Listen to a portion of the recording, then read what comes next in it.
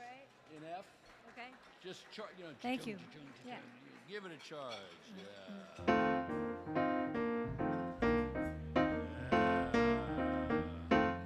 If you ever plan to motor west, travel my way, take the highway, that's the best. Get your kicks on Route 66. It winds from Chicago to LA, going 2,000 miles all the way. Get your kicks on Route 66. You're starting in St. Louis to Joplin, Missouri, and Oklahoma City looks mighty pretty. You see Amarillo, Gallup, New Mexico, Flagstaff, Arizona, don't forget Winona, Kingman, Barstow, San Bernardino. Won't you get hip to this time to trip? When you take that California trip, gonna get your kicks on Route 66.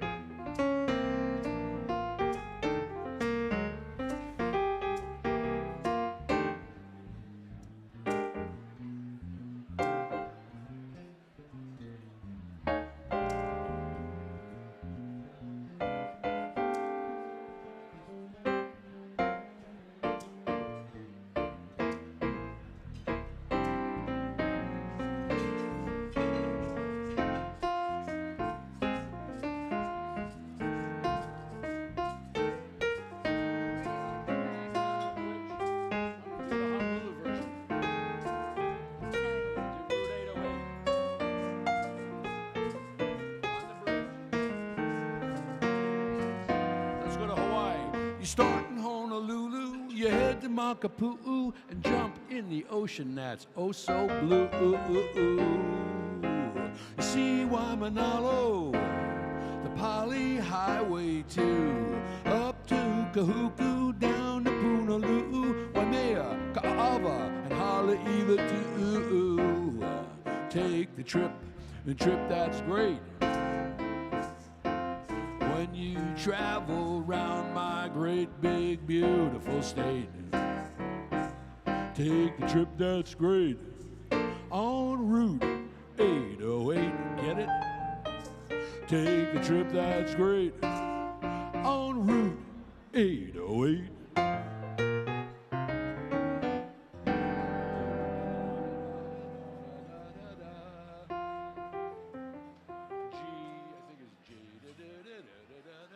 Thank you very much. My friends were playing at the airport. They were an airport band, and the guy says, "Ronald, we ought to do a Route 66 for Hawaii." And I was sitting waiting for the plan. I went, "Good idea." And I went and wrote all that lyrics out. 7:54, right? So we take a break for a second? Yeah, want to do that? Yeah. Yeah, take a break, and he'll get us back on. Okay. If I had I have my iPad, I could run. No, I'm not going to run anything in there.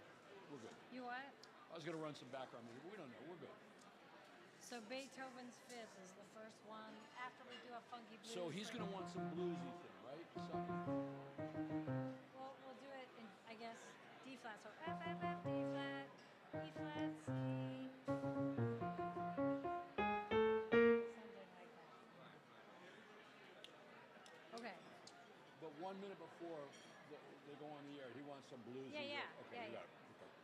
I'm eating cheesecake. Good. We got 5, yeah. He's looking at me. 5. Probably a good idea. 3? 3 minutes? He's saying 3. 4. I got it.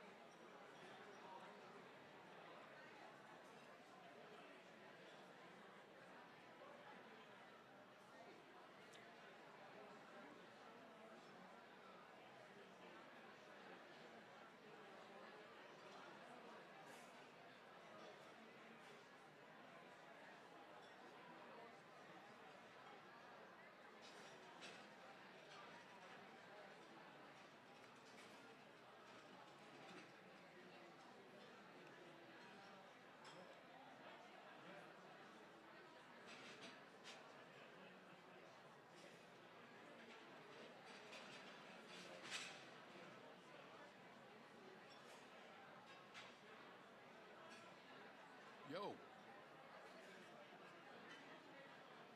Yo.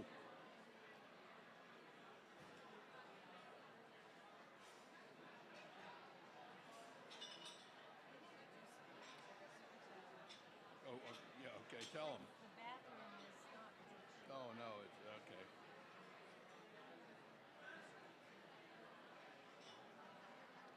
All right, he's going to give me a look in 1 minute. And if he ain't here, you got to play.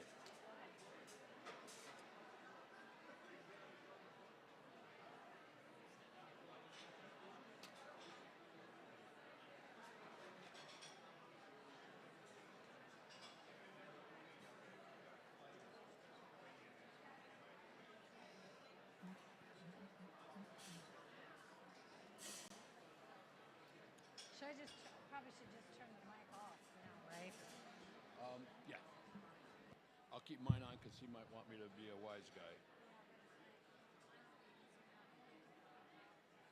When you swear and go, what kind of effing cue is that? Okay, he's looking at me. Hold on. Go. Roll.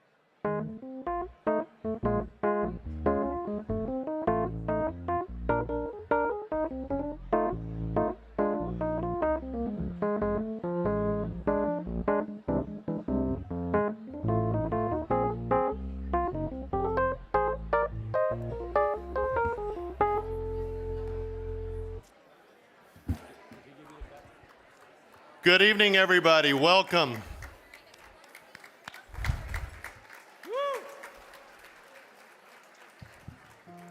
Welcome to the 19th annual Killer Nashville Awards Show, and it's hard for me to believe that it's been 19 years, but 19 years. Welcome, and I think we've had a great time this weekend so far, yes? And now we've got to give out some awards. And I want to thank, first of all, First of all, the 352 judges and volunteers from around the world, and I'm saying literally around the world. We've got judges in the UK, in France, in New Zealand, and Australia, and Canada, and the United States, and so we're really turning into a worldwide event. And so I thank you all for being a part of that. And thank you to all of our judges. We're broadcasting live tonight. So thank you to all of our judges who have judged all of these wonderful entries that have come to Killer Nashville. Thank you.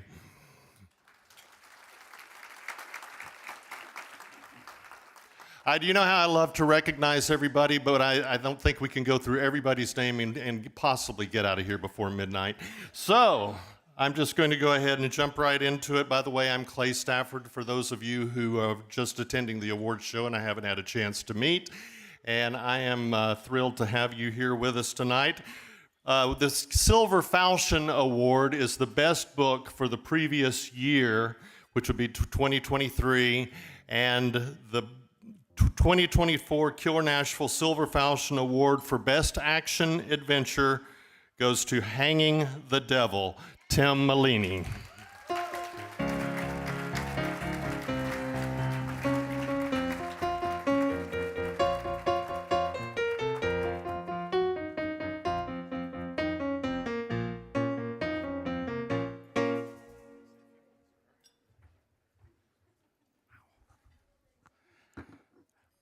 First, I want to say how much I love this community. The first time I came to a writers' conference, I was incredibly self-conscious, incredibly nervous, and a woman pulled me aside and said, "This is your first conference, right?" And she said, "You have to remember that mystery writers spend their entire day murdering, killing, dismembering, doing horrible things to people, and they get all that aggression out. So in real life, they are the nicest people in the world." And then she paused and said, "But those romance writers." That's turned out to be true, and I feel like I found my tribe. I was incredibly proud of this book. You never know what's going to work or not when you first start writing a novel. And I want to thank my longtime editor, Barbara Peters, and Robert Rosenwald of Poison Pen Press, who set me on this path, my current editor, Diane. I want to thank my wife, Katherine. It's not easy, as many of you know, to live with a writer. And she's my first reader and best editor.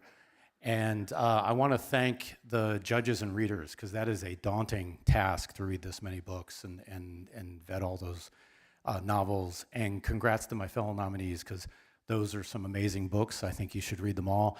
And I want to thank Clay for putting on this incredible conference. I can't believe it's almost 20 years, but this is an absolute gift to the entire mystery writing community. So thank you.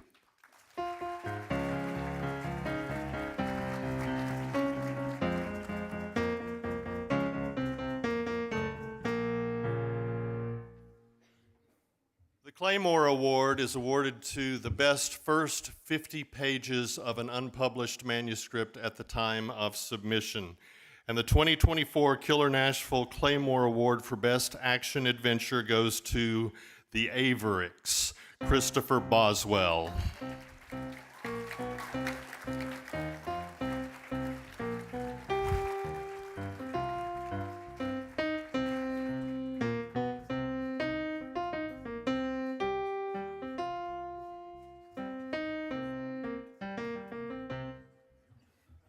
Wow. Man, I don't have any words. I'm very easy to live with. My best girl, Marie, will tell you that. I'd like to do one thing, though. If everybody could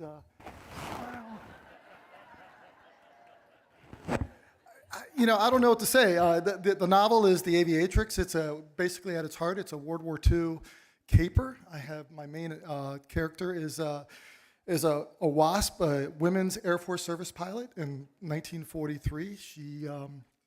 She gets drummed out of the service and she gets recruited for a heist to steal Nazi aviation technology of dubious origins. And she struggles with her obligations for family and wanting to live her best life, and struggling with the gender norms of the era in a world gone mad. So that's my pitch. It's a great story. I loved writing it. I cannot believe this has happened. Thank you very much. I want to thank all the judges. Thank you for all the reading that you guys do. The conference is amazing. All the volunteers. Clay, thank you very much.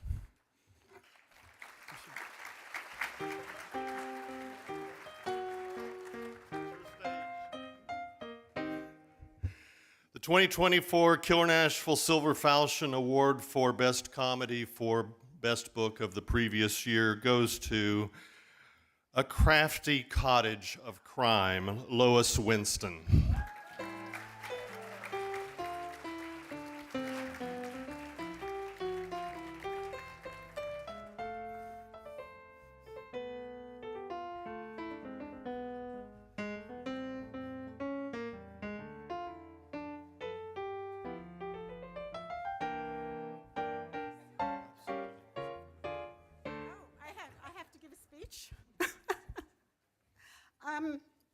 Totally unexpected.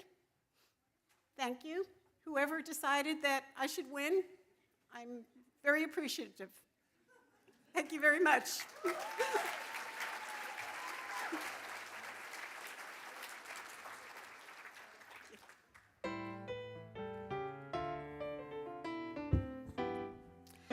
There are a lot of people who wish I could be a few words like that. The 2024 Killer Nashville Claymore Award for Best Comedy goes to the Queen of Granny Lit, Sandy White.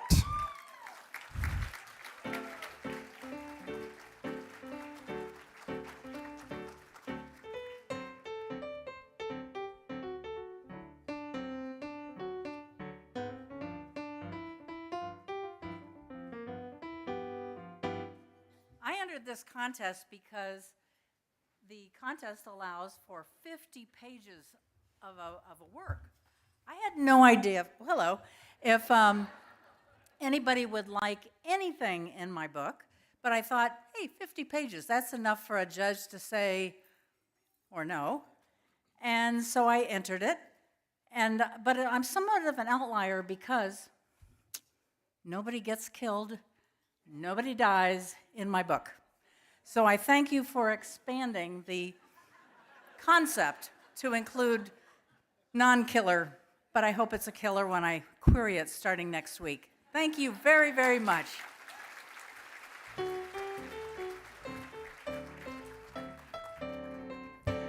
And now to our commercial break. I would like to thank our agents, and just raise your hand one last time because you guys have been tremendous.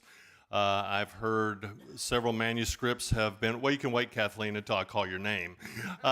She's just like, and I don't know, yes, do you have a question? No, so they've requested manuscripts, and they've said, several of them have come and said, we've got some incredible talent this year, so kudos to all of you guys for having incredible talent. I envy it. So, Elizabeth Copps with Copps Literary Services.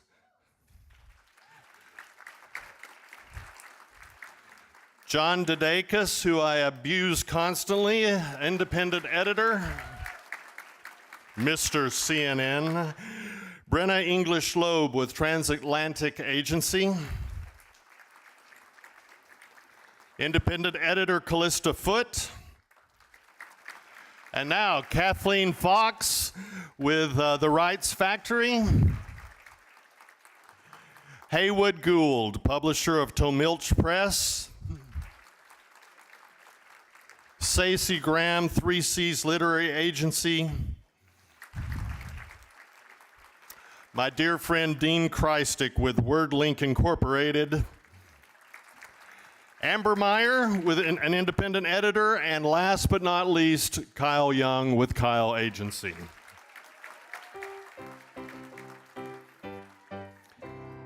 Okay, you've got a treat, and I want to make sure I say this exactly right. Meredith R. Lyons. She's not Meredith Lyons, she's Meredith R. Lyons, right? Meredith R. Lyons. Yeah, Meredith R. Lyons grew up in New Orleans collecting 2 degrees. I don't even know what to do with one. Collecting 2 degrees from Louisiana State University before running away to Chicago to be an actor. In between plays, she got her black belt and made martial arts and yoga her full-time day job. She's a member of International Thriller Writers and Sisters in Crime and Ghost Tamer. I think that's up for an award, isn't it?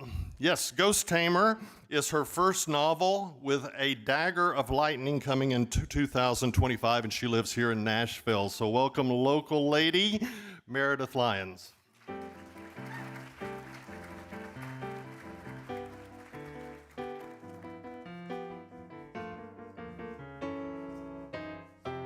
Hello. All right, that's over with. Whenever I hear myself first, it's like really, I scare myself in the microphone. If you've ever seen me speak before, and you would have had to be in some pretty specific places, but you'll know that I don't like to prepare anything. In my day life, I am very organized. I like to-do lists. I like spreadsheets. I like color coding. And when I write, it's mayhem. I'm sure there's some pantsers out here, I'm sure. Yes, they're my people. Absolutely. Nothing against plotters. I wish I could be a plotter. I've always wanted to have the murder board with all of the colored things and strings where I look like I'm like solving a crime or maybe the main character of A Beautiful Mind. But I'm not. I'm a pantser or a discovery drafter, but I prefer the term chaos demon. I think it's more accurate. So when Clay asked me to do this, I was like, freaked out for 5 seconds and then smashed the Google predictive text. Like, yes, I would love to. And then he says, great, what's your title?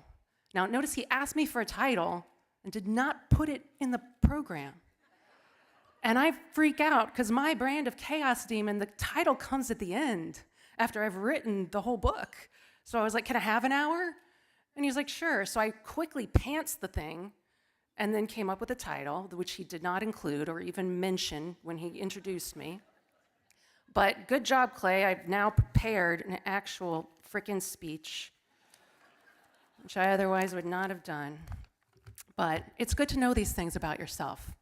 I know that I'm a chaos demon, and I know that for me, the title comes at the end. The great thing about this is none of y'all are going to know how this is spelled. No one is going to listen to me and be like, that comma should have been a semicolon. Killer Nashville was one of my first ever writing conferences, which is kind of fun that I'm up here now. And now I've been to a lot of writing conferences and a lot of book festivals and writing events, so I feel qualified to say that this is one of the most welcoming events out there. There are people that I met that first year that when I was a very enthusiastic nobody, who were far beyond me in my careers, who I'm still friends with. I was in the process of writing Ghost Tamer when I attended that first conference, and I was thrilled that real authors were willing to talk to me about what I was writing, people who had published actual books and had agents. And if you're in that spot right now, you probably cannot wait to get to that next level. I remember I couldn't wait until I had something to query, and then I couldn't wait until I had something published. And I just want to let you know that that part never ever stops. There's always somewhere to go. There is like an endless supply of greener lawns stretched out into an ever-expanding universe. So wherever you are, just take a moment to enjoy this spot right here. So if you are in that very enthusiastic early stage, appreciate the fact that you can write whatever you want. You don't have a deadline. You don't have anyone asking you for anything specific or any expectations that you're going to fit a certain mold based on what you did before. It's very freeing. And you're likely very open to learning. Maybe not everyone in this room. Some of you people are only here because you're up for an award. I see you. You're not hiding, Mr. John Payne. In all seriousness, though, no matter where you are on the writing ladder, there are things you're probably pretty certain of. Everyone in this room probably aligned themselves pretty quickly when I said chaos demon or plotter, or maybe you're one of those weird hybrid demons that exist chaotically within a loose plot. But you know this about yourself. Now, I'm pretty new on the scene, but before I was an author, I was a competitive fighter. And before that, I was an actor. And the one thing that has remained true no matter what creative endeavor I have flung myself into is that we crave stability, but stagnation thwarts creativity.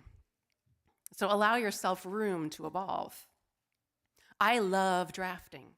My demon thrives in the thrilling unknown of a brand new story. But recently, I had a draft that was fighting me the entire way. And what I usually did was not working.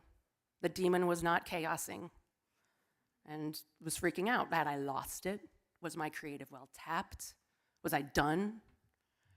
A friend of mine who's been authoring longer than I have kind of sat me down, calmed down, and said she knew, every author she knew who had been doing it for a significant amount of time had inevitably experienced a change in their process. She used to be a chaos demon like me until she wasn't, but she allowed herself that room to change. We all know what we're interested in. We all know what inspires us. I like magic and a little bit of violence. You look at that panel schedule and you go down the lines and circle the ones you really want to see. Maybe there's a block in there where you're kind of like, nothing really grabbing you. You go get some coffee or something during that block. I mean, we all need a break. I literally laid down behind the book tables in the book room in between signings once, and you think I'm joking. I was very tired. But that being said, last year I did my very first solo presentation right here. I over-prepared, I had all my slides ready to go, and I was super nervous. Got up, had some coffee with some people, and everyone went to do their own panels. And I still had an hour before my presentation. What was I gonna do? I'm not gonna ruminate on my own stuff, that's not fun. So I decided to go to Jim Latour's presentation on California prison gangs. Not because I was remotely interested in anything Jim had to say. Still true. But, what else was I gonna do at that time? But when I tell you I was fascinated, not only that, I left that panel with an inspiration for an entirely new story, different than anything I had chaosed before, and I added my own magic and a little bit of violence. And 6 months later, I had my first draft. And now it's on submission with several full requests. I thought I knew what inspired me. But what if I had just decided to lay behind the tables in the book room for that hour or scroll my phone? When I was taking martial arts, there was a big emphasis on respect. Whoever was teaching the class, they were in charge, their way or the highway. If they'd have taught a certain technique a certain way, that was the way you did it, even if you learned a different way in somebody else's class. Under no circumstances were you to tell them they were wrong or intimate that the other way was better. This got super interesting when it came time for black belt testing, and you had to demonstrate all the techniques to everyone for hours and hours in a different room. So which one do you do? Who's going to be testing you? Which one do you learn? Well, you learn them all, and then you demonstrate the one you think they want to know, and if they make a face, you quickly follow up with the other one. It's a lot of, when you're fighting, of course, you do the one that works for you in the moment. But it's a lot of work, a lot of jumping through hoops. But one thing that it taught me is that if you leave your mind open, keep your mouth shut, and listen, you can learn something from anyone, even Jim. And that has remained true in every area I've ever found myself in. Allow yourself the possibility that you might not be the expert in the room, even if you are, and see what you can learn. And if you keep at it, eventually you will make it to that next step and that greener lawn, and the next one, and the next one. But remember, there's always somewhere to go. And no matter how many books you publish or how many awards you win, that there's always something to learn. And allow yourself to remain open, allow yourself to evolve, and most importantly, enjoy every part of the journey. If you keep writing and you keep learning and you keep growing, it is sure to be a very long one. I'm very excited because now I can drink. Baby's first keynote is in the bag. Thank you, everyone.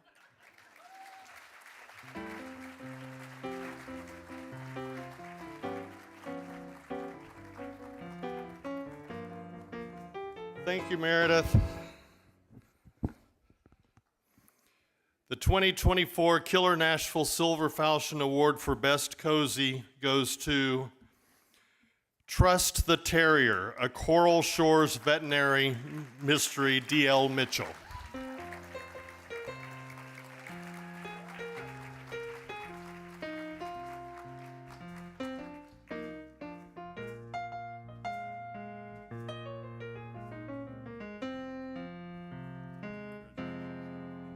Oh my, oh my. Thank you, Clay. I'm completely unprepared. Thank you for, this is my first Killer Nashville, and I have to say that you do embody all your team of volunteers, everything about Southern hospitality. So that comes from a Canadian via Miami, via Washington to Atlanta. So being here has been a true honor. It's my first killer, but won't be my last. I want to thank all my friends at Sisters in Crime Atlanta and the Atlanta Writers Club. So I found my people and my friends in that group. My book is a veterinary cozy mystery. I'm a veterinarian, so probably I most want to thank everyone who has a cat or a dog in this room, which I think is most people. Because your presentation of your pets to my practice gives me fodder for lots of fun stories I get to put in my book. So thank you very much.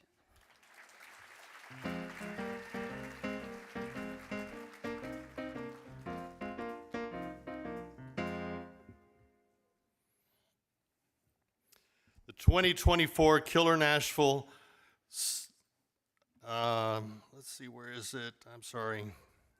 Killer Nashville Claymore Award for Best Cozy goes to Pontoon Romance, Boats, and Bad Business in the Wisconsin Northwoods, T.K. Sheffield.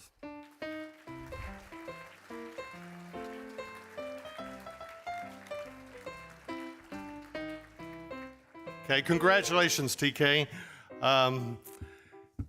Every year, the Southeastern Mystery Writers of America gives out an award to an outstanding person that they elect and deem. And to tell you more about that, may I present the SEMWA president, Lynn Chandler Willis.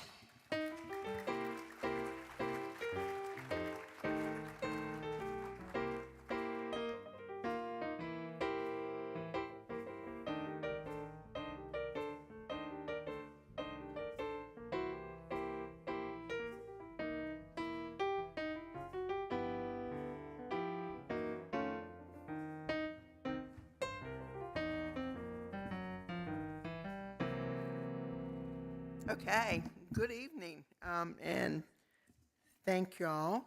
I am the president of the Southeast chapter of Mystery Writers of America. And every year, hang on a minute, let me get my notes up here. Okay, let's see. All right. Each year, we give an award called the Magnolia Award. It's an award presented annually, beginning in 2005, to a member of the Mystery Writers of America Southeast Regional Chapter, affectionately known as SEMWA. It's for the dedication and service to the chapter, and as a volunteer organization, SEMWA presents this award in recognition of the time and efforts of its members to promote and advance the chapter. Past winners, 2011, Clay Stafford. 2010, Charles Todd. 2009, Beth Terrell. 2008, Margaret Marin. So you can see that the winner is in very good company, which leads me to introducing this year's Magnolia Award winner. Is Paula Gail Benson.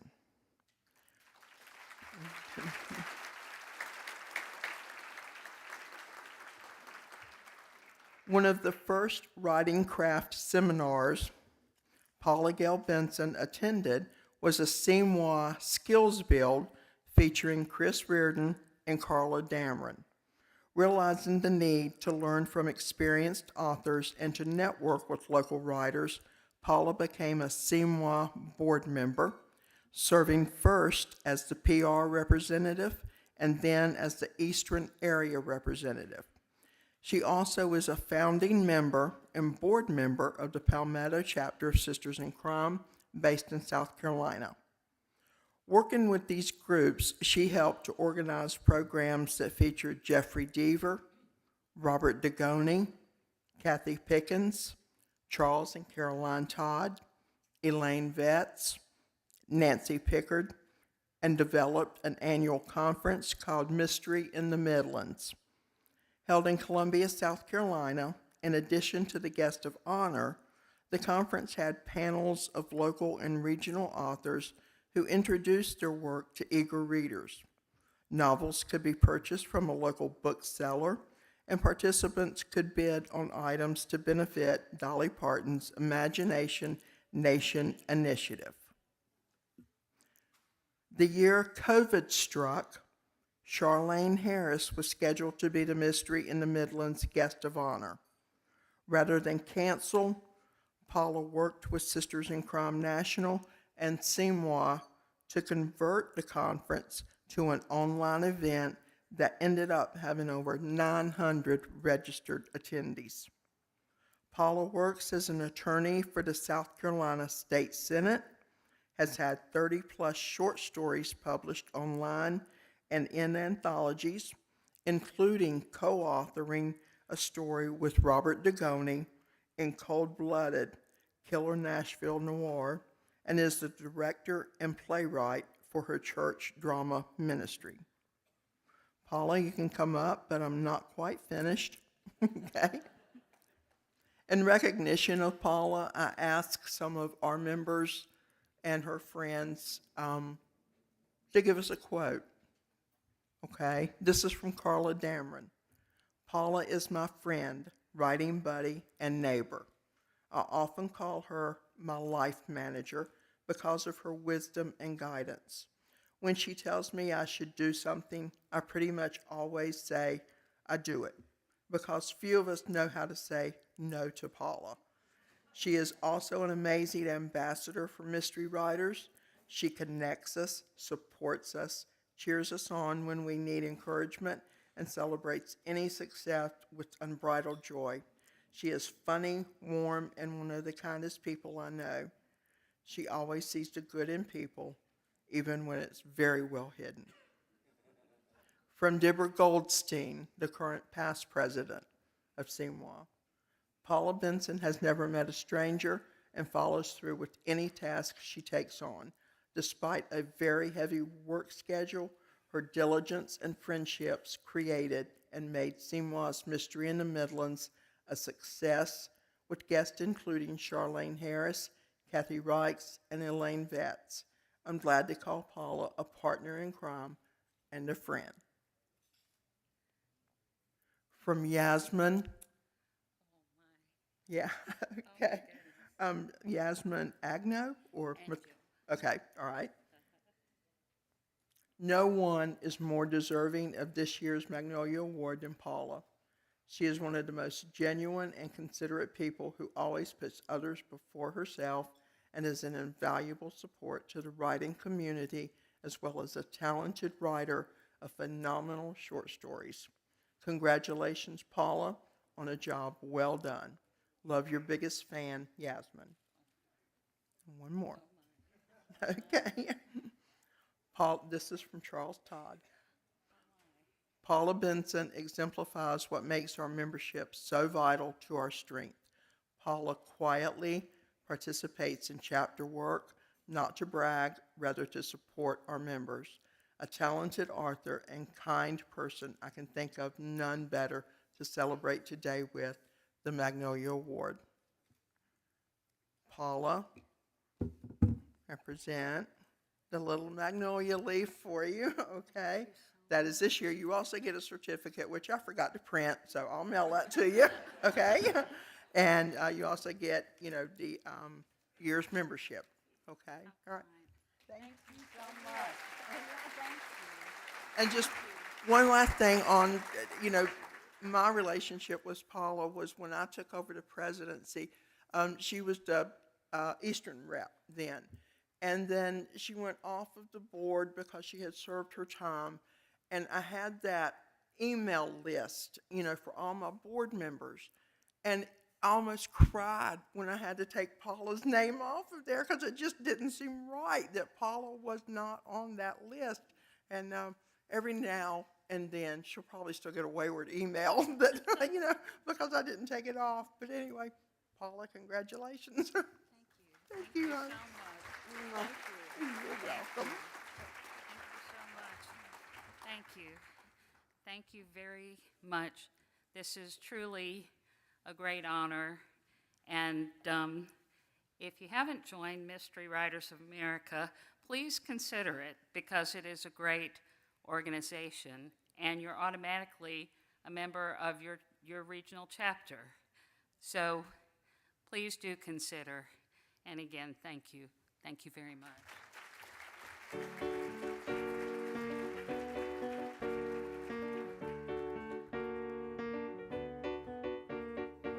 Congratulations, Paula. Thanks, Lynn. Thanks for all the good work you guys do. The 2024 Killer Nashville Silver Falchion Award for Best Historical goes to Local Lady Arsenic at Ascot, a Fiona Figg and Kitty Lane mystery, Kelly Oliver.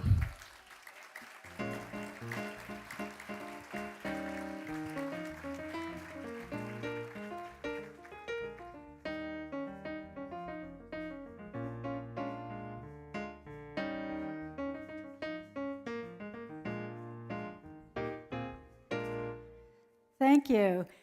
It's truly an honor and also a surprise.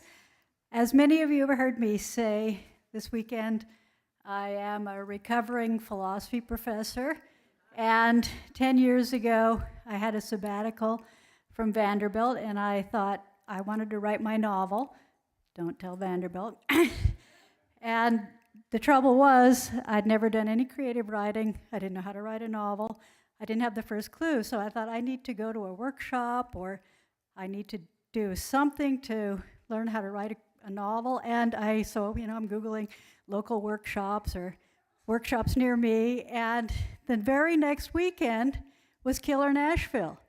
So I immediately registered and I went to Killer Nashville. I took notes on everything. The first session I went to was an amazing session hosted by Sisters in Crime on how to begin your novel.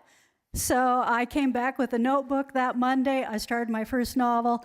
I haven't looked back. So I can honestly say that I wouldn't be here if it weren't for, I wouldn't be a mystery writer if it weren't for Killer Nashville. In fact, I joke that if it had been a romance conference or a sci-fi conference, I'd probably be writing romance or sci-fi. So really, thanks to Clay and thanks to Killer Nashville for a great 10 years of conferences, but also for really giving me the start to write mysteries.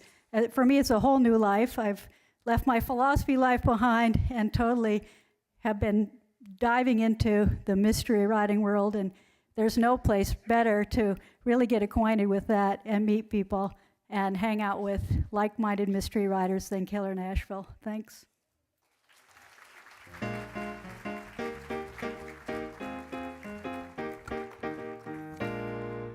The 2024 Killer Nashville Claymore Award for Best Historical goes to An Inquest of Eels, Jane Bitomsky.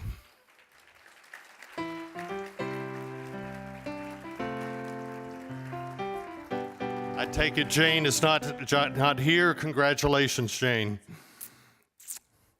2024 Killer Nashville Best Book by Attending Author. The results were in. Here are the top choices, and there was a tie for number 3. The choices that you made here today are Carmen Amado, Revenge at the Galliano Club, Baron R. Bircher, Reckoning, James Latoil, I always get it wrong, Leotoil, Face of Greed, Bradley Harper, MD, Reflections in a Dragon's Eye, and because my French is terrible, the winner goes to James Latoil.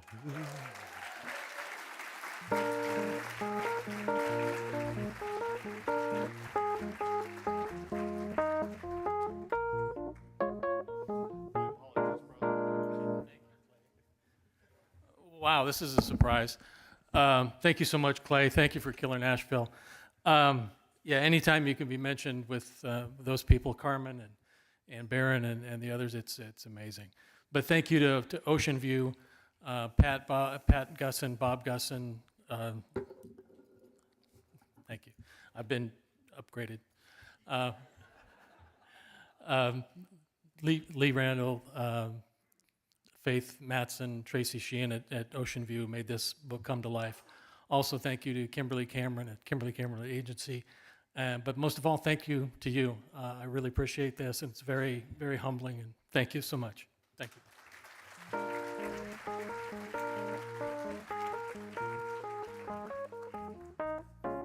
Congratulations, Jim. The 2024 Killer Nashville Silver Falchion Award for Best Investigator goes to Vessels of Wrath, Thomas Holland.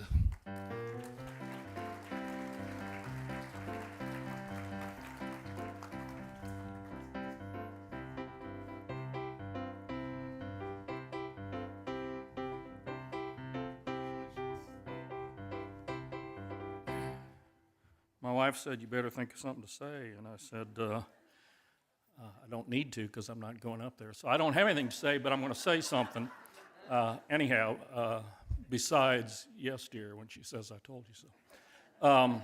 I started writing 20 years ago, and I was lucky enough to sign with one of the big five. And what you don't know when you sign with one of those big houses is all you give up. Suddenly, the publisher's got to say, the editor's got to say, your agent's got to say, the publicist has to say, the art department has to say. And at the time, I thought that was aggravating. And so I took a hiatus for about 10 years, and when I started writing again a few years ago, I thought my day job was such that I thought, I don't have time for that. I'm just going to do this independently.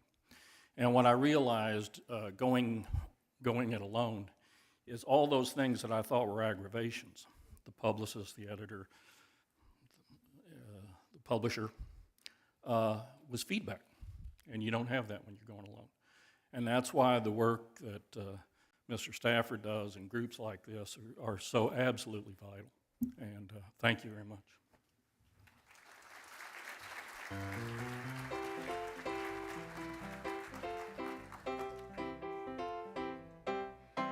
The 2024 Killer Nashville Claymore Award for Best Investigator goes to The Scent of Sunday, Patricia Thorpe.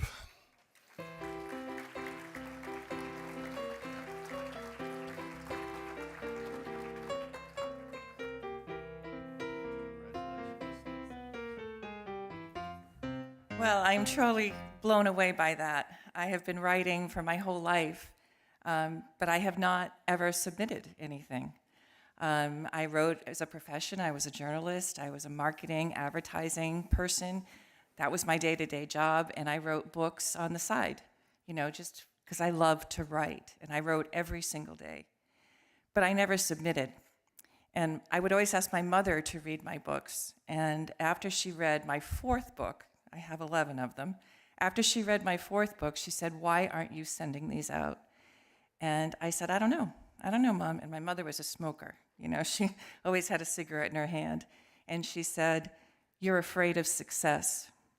And I said, well, that's ridiculous. I am successful in my job, in my career, in my children, in my marriage. And she said, no, you don't want your life to change. Well, my mother passed away a few years ago. And I've thought often about what she said. And I think I was afraid to put my toe in that water, of submitting fiction. Because last night, Barron had this wonderful event with the musicians and songwriters, and one of them said that writing is like holding a mirror up, and it is. And that's kind of scary, holding that mirror up.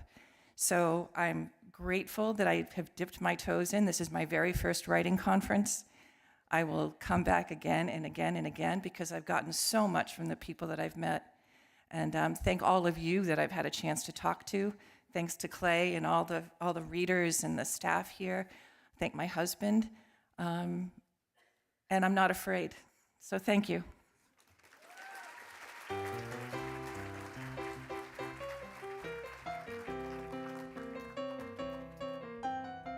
The 2024 Killer Nashville Silver Falchion Award for Best Book for Best Juvenile YA goes to Where Echoes Die, Courtney Gould.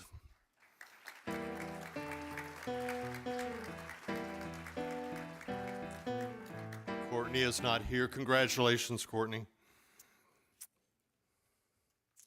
The 2024 Killer Nashville Claymore Award for Best Juvenile YA goes to Trouble is a Sure Thing, Mark Bruchet.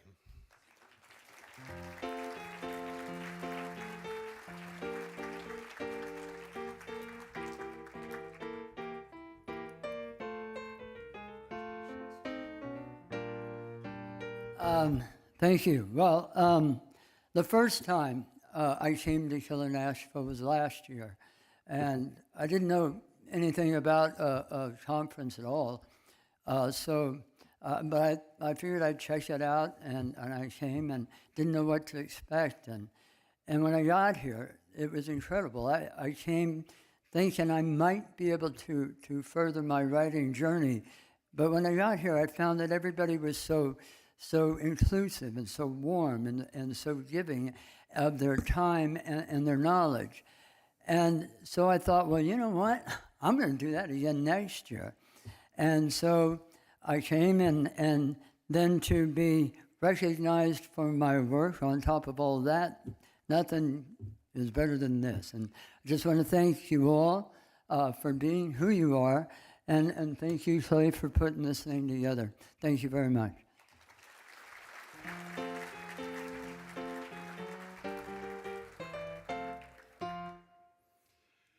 The 2024 Killer Nashville Silver Falchion Award for Best Literary Novel goes to Brush, a Novel, Penn Anderson.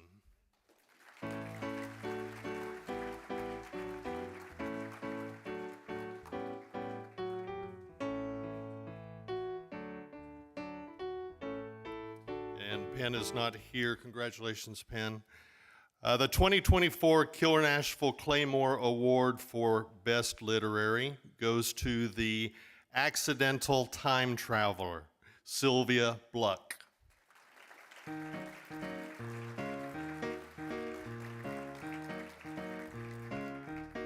And Sylvia's not here either. Congratulations, Sylvia. Our next guest I can't remember when he wasn't at Killer Nashville. Our next speaker, James Glass, retired from the United States Navy after 22 years of service, and thank you for your service, Jim. After retiring, he exchanged his rifle for a pen and has been a great addition to the Killer Nashville family. He's written 5 crime thrillers, 1 horror novel, and a novella. James is also president of the Panhandle Writers Group. Would you please welcome James Glass.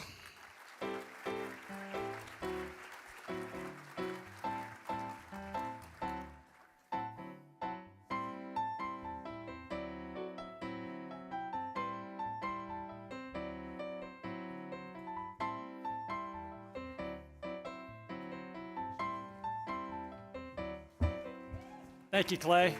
For starters, I would just give a big round of applause for Clay for putting on such a great event.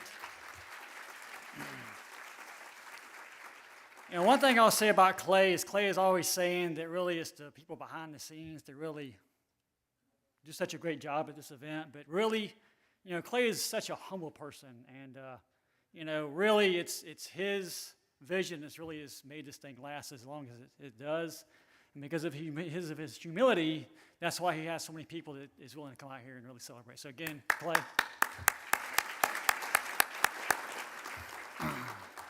So I've been here for the past, this is my 7th year coming here straight. The only year I wasn't here was because of COVID. But again, he still had the event, you know, we still had the awards, you know, they presented the following year. Clay has always, you know, pretty much been a straight shooter.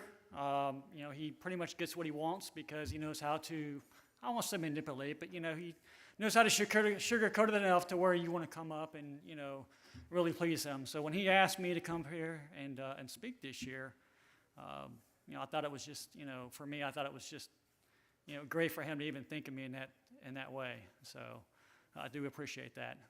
And it's great, you know, as a writer, to be here among my tribe, because really, you know, to really be successful, you really need to have those individuals that's really going to propel you, because it really isn't a competition. It really is, you know, all about, you know, people supporting others, and this is such a great event. You come here, you see the panels, you know, you really kind of just communicate with each other, and it's just a great place to really just mingle. And you know, one of the things that I do love about being an author is that when you talk to other authors, it's just amazing because they get it. You know, when you talk to somebody who's not an author and they're like, they just don't get it, you know, and it's just amazing to be around people that really support that. So I started writing around 2014. I actually published my first book in 2015. One of the things I will say is it's very, very vital for a writer to find the writing space, you know, the writer space, you know, where you write. And for me, when I first started writing, it was tough. You know, I retired from the military. I kind of didn't have anything to do at the time. And then my daughter, you know, she moved back to the area with my 8-month-old grandson. So basically, I started doing babysitting duties for pretty much the entire week. So for me, it was great with my grandson, because for me being in the military, I was deployed a lot. So I was able to see things with my grandson that I didn't see with my own kids. So for me, it was a great experience. But one of the things that helped me out with that is, you know, most of you have children or grandchildren, if you're lucky enough to have those, is for me, he took 2 naps a day. So he would take one in the morning for about an hour, and he would take one in the afternoon for up to 3, which was great. But being a little bit older, you know, you don't have as much energy anymore. So I had to make a sacrifice. Am I going to write, or am I going to sleep when he sleeps? So one of the things that he actually taught me, and this is one of the things I'm very grateful for being around my grandson that time period. One of the things that he really taught me is when I sit down in a seat, I'm going to write, or I'm going to get up, I'm going to go lay down. I'm not going to do both, because when you sit down to write, that's what we do, we write. But the problem is there's so many distractions, and usually those distractions are internal. You sit down to write, and you look at the page, and it's just a blank page. That's all you see. You're like, okay, I could do chapter 1, cool. You know, then you get up and you clean dishes, or you go out and make sure the trash is taken out, or you do all these other things except for write. It just gets in your headspace, and you're like, why am I here? You know, and you just need that affirmation that you are a writer, and writers write. And there are times when you sit down, it is difficult to write. But the thing is, you know, as far as a writer's space, you know, it really consists of 2 things, as far as, for me anyway. One is the space where you write. You know, you sit down, whether it's at a table and chair, whether it's in a recliner, whether it's in a room, whether it's in a cafe, whether it's at the airport. You know, any place where you can actually sit down and you can write. You know, whether that's using your laptop, whether it's taking notes, using notes on your phone. You know, you're always constantly working on that chapter, or you're working on that scene. But the other thing, too, is you have to be in the writer's space up here as well. You know, it really makes a big difference for those to be together, because without that, you kind of suffer, because you're kind of just like forcing the words on the page, and that just doesn't really work. And so when you are actually in the writer's space, both in body and in mind, you know, at least for me, when I'm actually just in the story, I mean, You could have a nuclear bomb go off, and I'm not going to know it's there because you're so well into the story that there's no distractions that can distract you. And that doesn't mean that you can't change your writing space, because we learn to adapt and overcome, because you may not be able to have that room in the house that you want, or you may have to wait until after the kids go to bed. You know, the thing is, if you are really serious about writing, you're going to find the time. And the thing is, time is irrelevant, whether you have 30 minutes or whether you have 4 hours or whether you have 8 hours. You have to take the time to really sit down, bear down, and just say, I'm going to write. And so when you leave here tonight and you go home and you get in your writer space, just remember, finish that story. Thank you.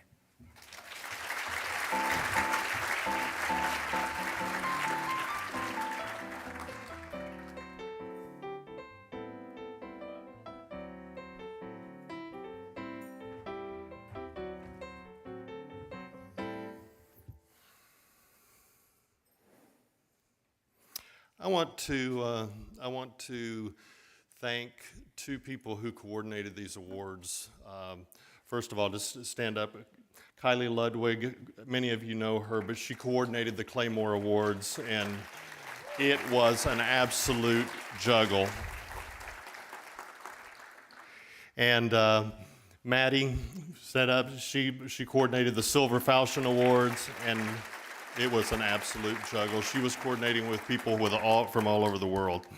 So thank you to both of you for doing that. The 2024 Killer Nashville Silver Falchion Award for Best Mainstream Commercial goes to Prom Queen, Laura Wolf.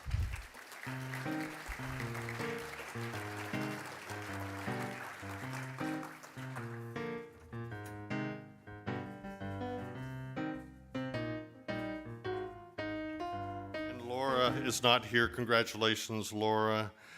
The 2024 Claymore Award for Best Mainstream Commercial goes to What Remains Behind, Rodney Walther.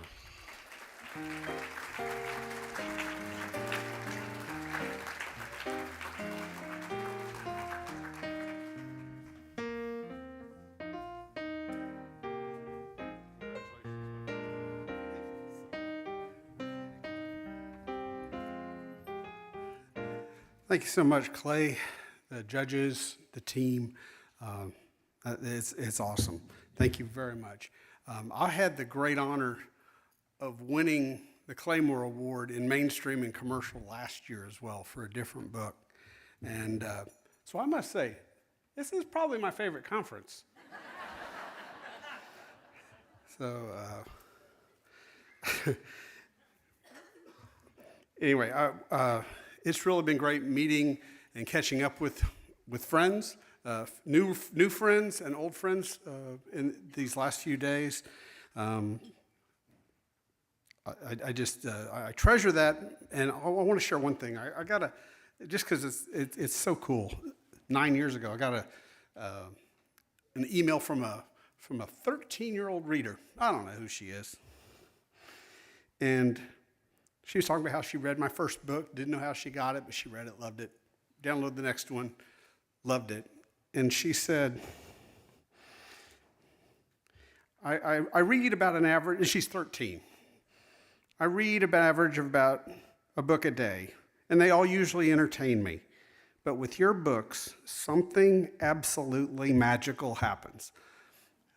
And those 4 words, something absolutely magical happens, is like the best words an author can hear. I don't care if she's 13, I don't care. And what I do is I wish for all of you that something absolutely magical happens when you find a reader that really just tugs onto your work and just loves it.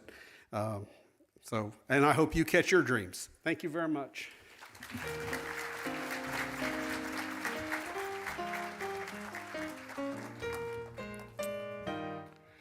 We enjoyed our guests of honor, and I had a great fun interview today with Rebecca Zanetti.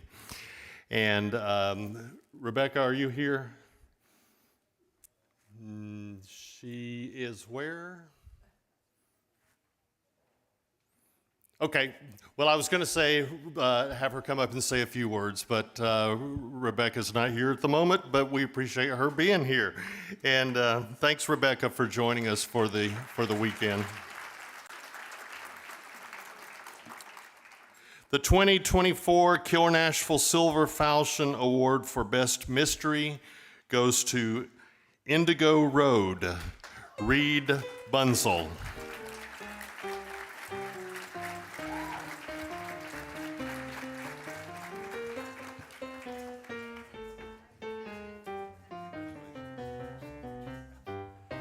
Whoa, what a surprise.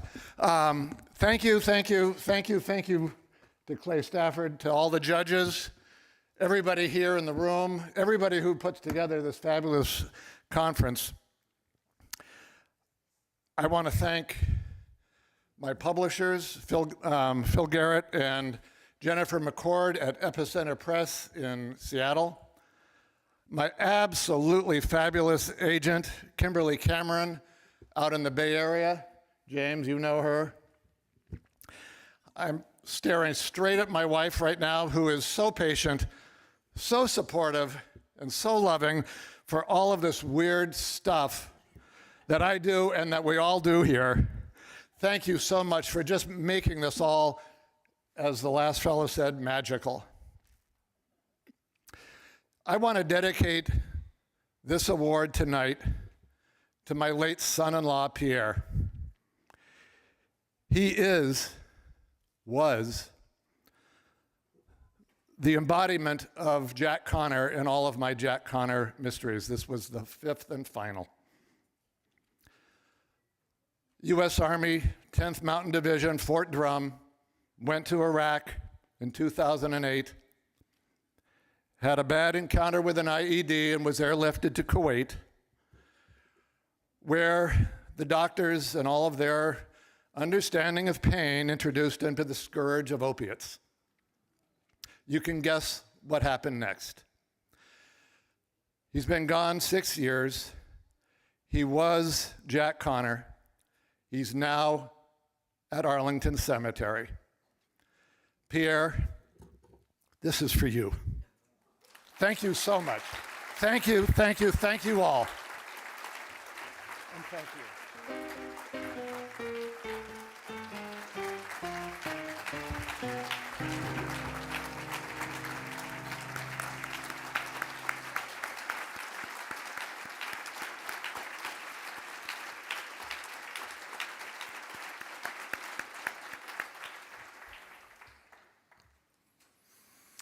The 2024 Killer Nashville Claymore Award for Best Mystery goes to What They Buried, P.J. McAvoy.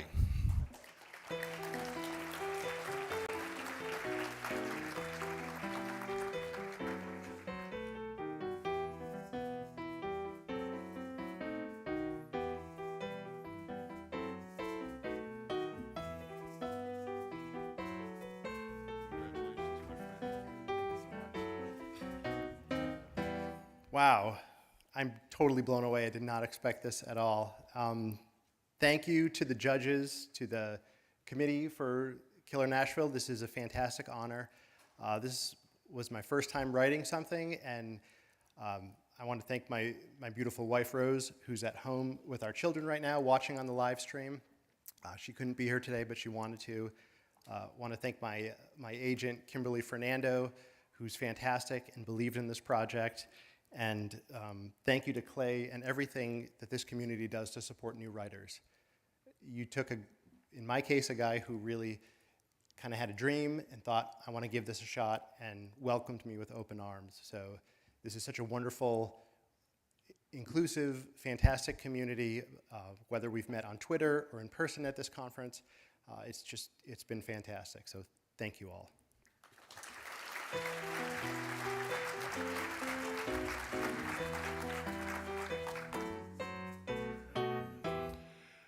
The 2024 Killer Nashville Silver Falchion Award for Best Nonfiction goes to Finding Your Path to Publication, a step-by-step guide, Judy Penz-Schulich.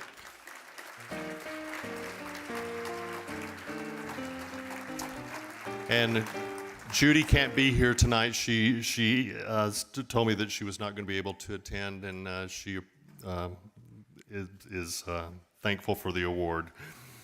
The 2024 Killer Nashville Claymore Award for Best Nonfiction goes to Sue or Be Sued, Justin Hobson.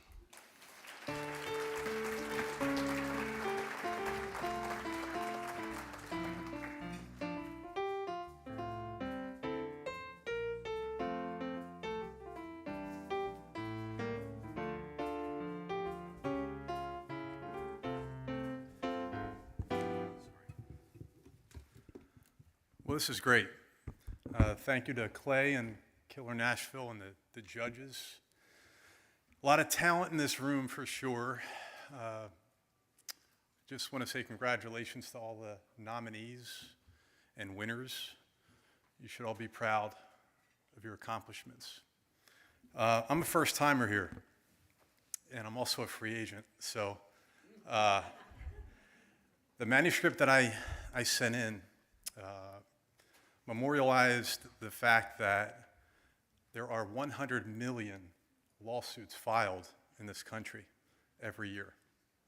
100 million. Now, if I asked you guys to raise your hands, I'm not going to do that, but I would venture to say that you've either sued somebody or been sued by somebody or know someone that's been sued. It's pervasive in this country. And so what I do in this book is it's a blueprint on how to not lose a lawsuit, whether it's a divorce, evicting somebody, how to choose a lawyer, or how to testify in court. I teach you how to do that. So if that piques the interest of any agent here,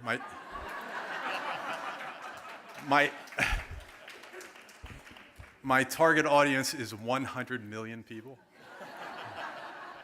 So have a good evening. Thank you.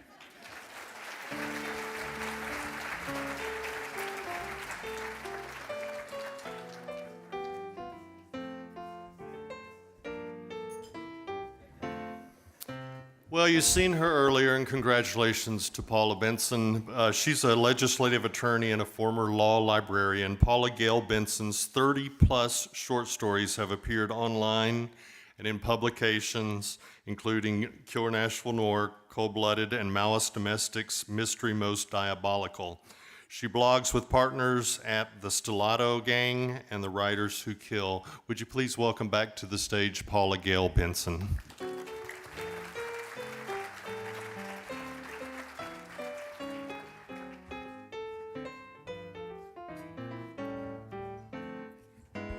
Thank you so much. Thank you, Clay. Clay was kind enough to ask me if I would speak tonight about the reasons why it's so important to be part of a writing community.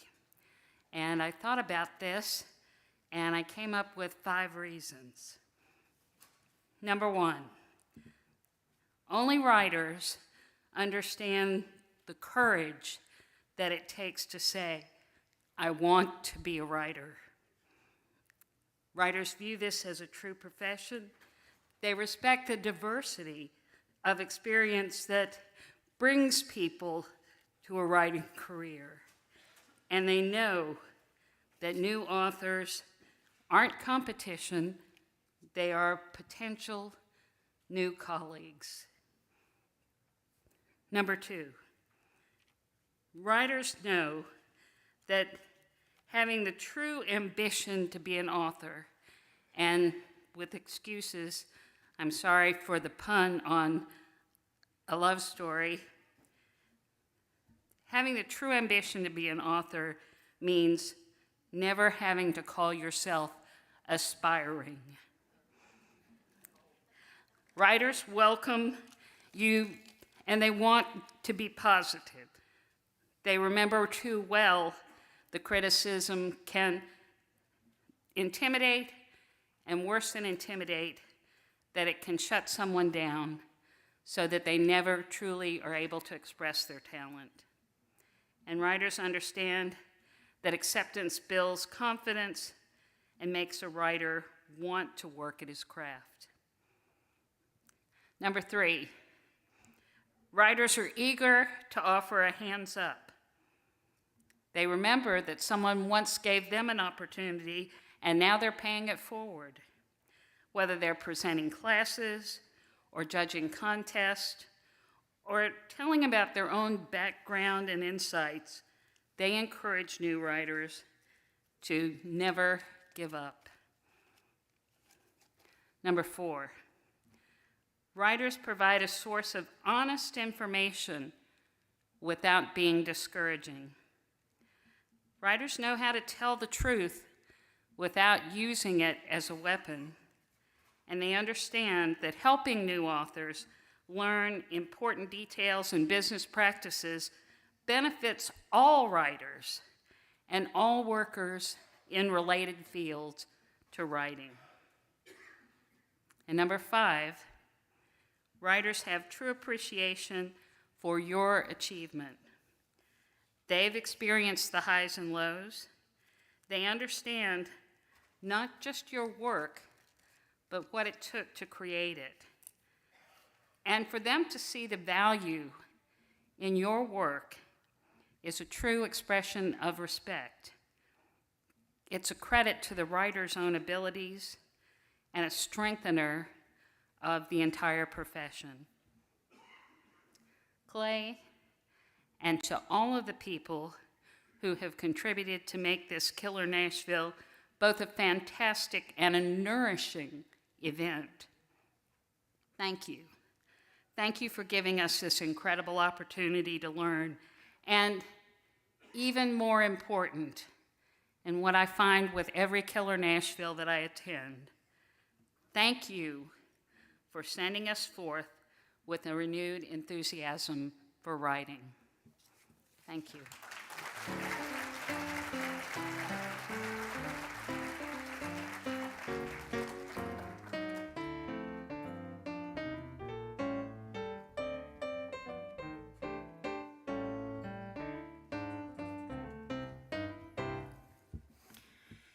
The 2024 Killer Nashville Silver Falchion Award for Best Sci-Fi goes to The Zone, a cyberpunk thriller by Stu Jones.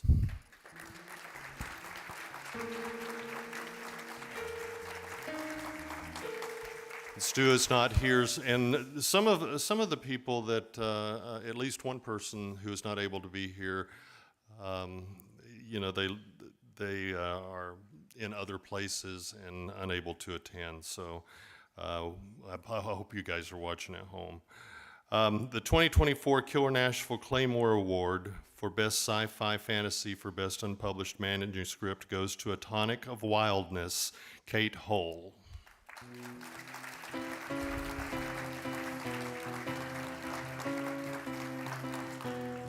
And Kate is not here.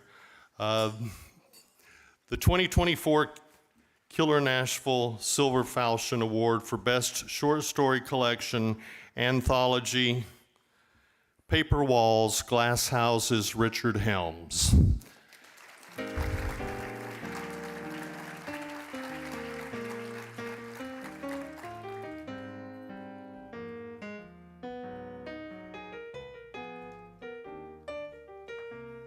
Richard is not here, but I'm going to call him.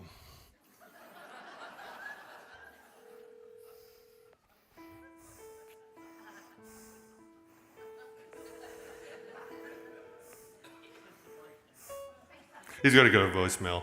Hello? Richard, congratulations. I'm watching here at home, and sounds like you're having a great evening there in Nashville. Yeah, you thought you could escape me, right, buddy? Oh, there's no getting away from you, Clay. Listen, I just want to thank you for all the hard work you've done on this conference for so many years. Well, you're welcome, brother. I was there for the very first one, and I recall it. I recall it very fondly. I've been to a bunch of them. I'm sorry I couldn't be there this year. I would like to thank you and the judges and all the readers who worked on this category for the Silver Falchion. It's a great pleasure and an honor to win it for a second time. I won it a couple of years ago for Peyton Spades and Best Investigator, I think.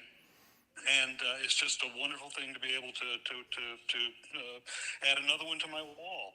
I would like to take a moment to thank. Oh, heavens, we're going to a commercial break. I would like to Go ahead. thank the editors.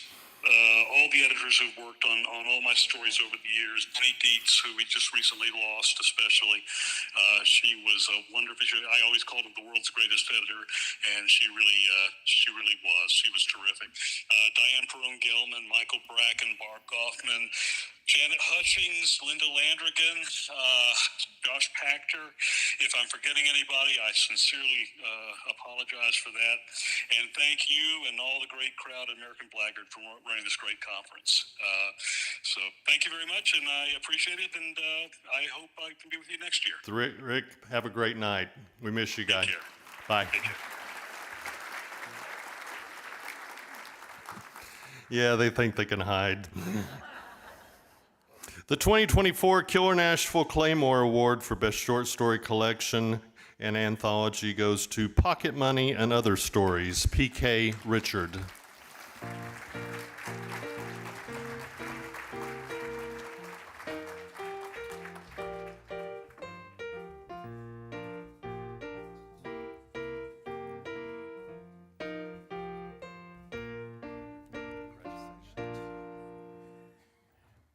Thank you, Clay. Thank you, Killer Nashville. Thank you, the judges. This is my second year being here at Killer Nashville. So far, so good. This is very nice. I totally do not remember speeches from last year, so this was a surprise to me. But I want to thank my Sisters in Crime critique group from Louisville, the Derby Rotten Scoundrels. They have helped me work on every single story. I have to thank my husband and my sister and my kids and all the grands for all their support. And thank you all. Thank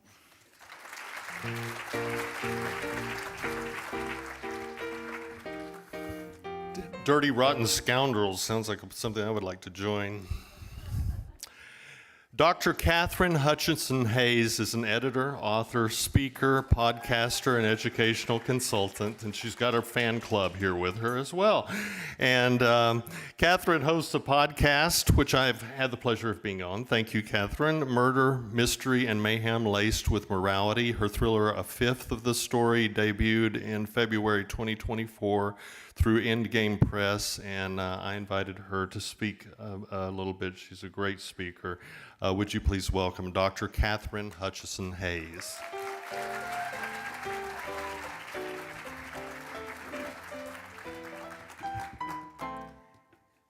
Good evening.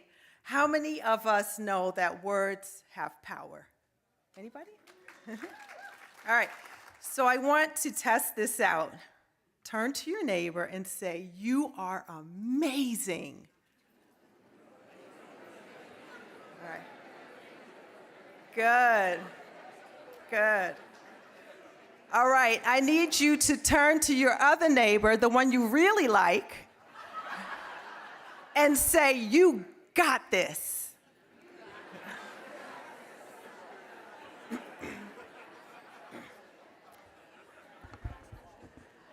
Isn't it fun when we affirm each other with words?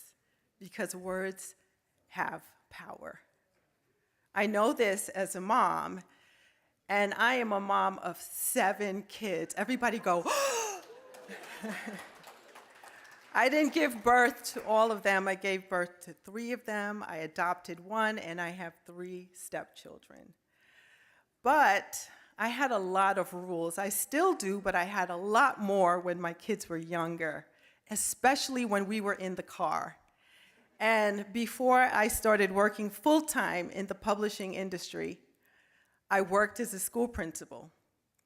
And one of my jobs, I traveled 63 miles one way in Arizona. And so that became my office because that's where I spoke to my superintendent, parents, colleagues. And so I told my kids, listen, this is my office, okay? So when you get in the car, no saying, Mom, she pooped.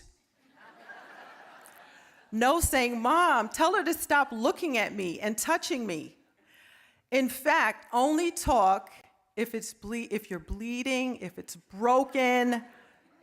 We know the deal, if it's an emergency.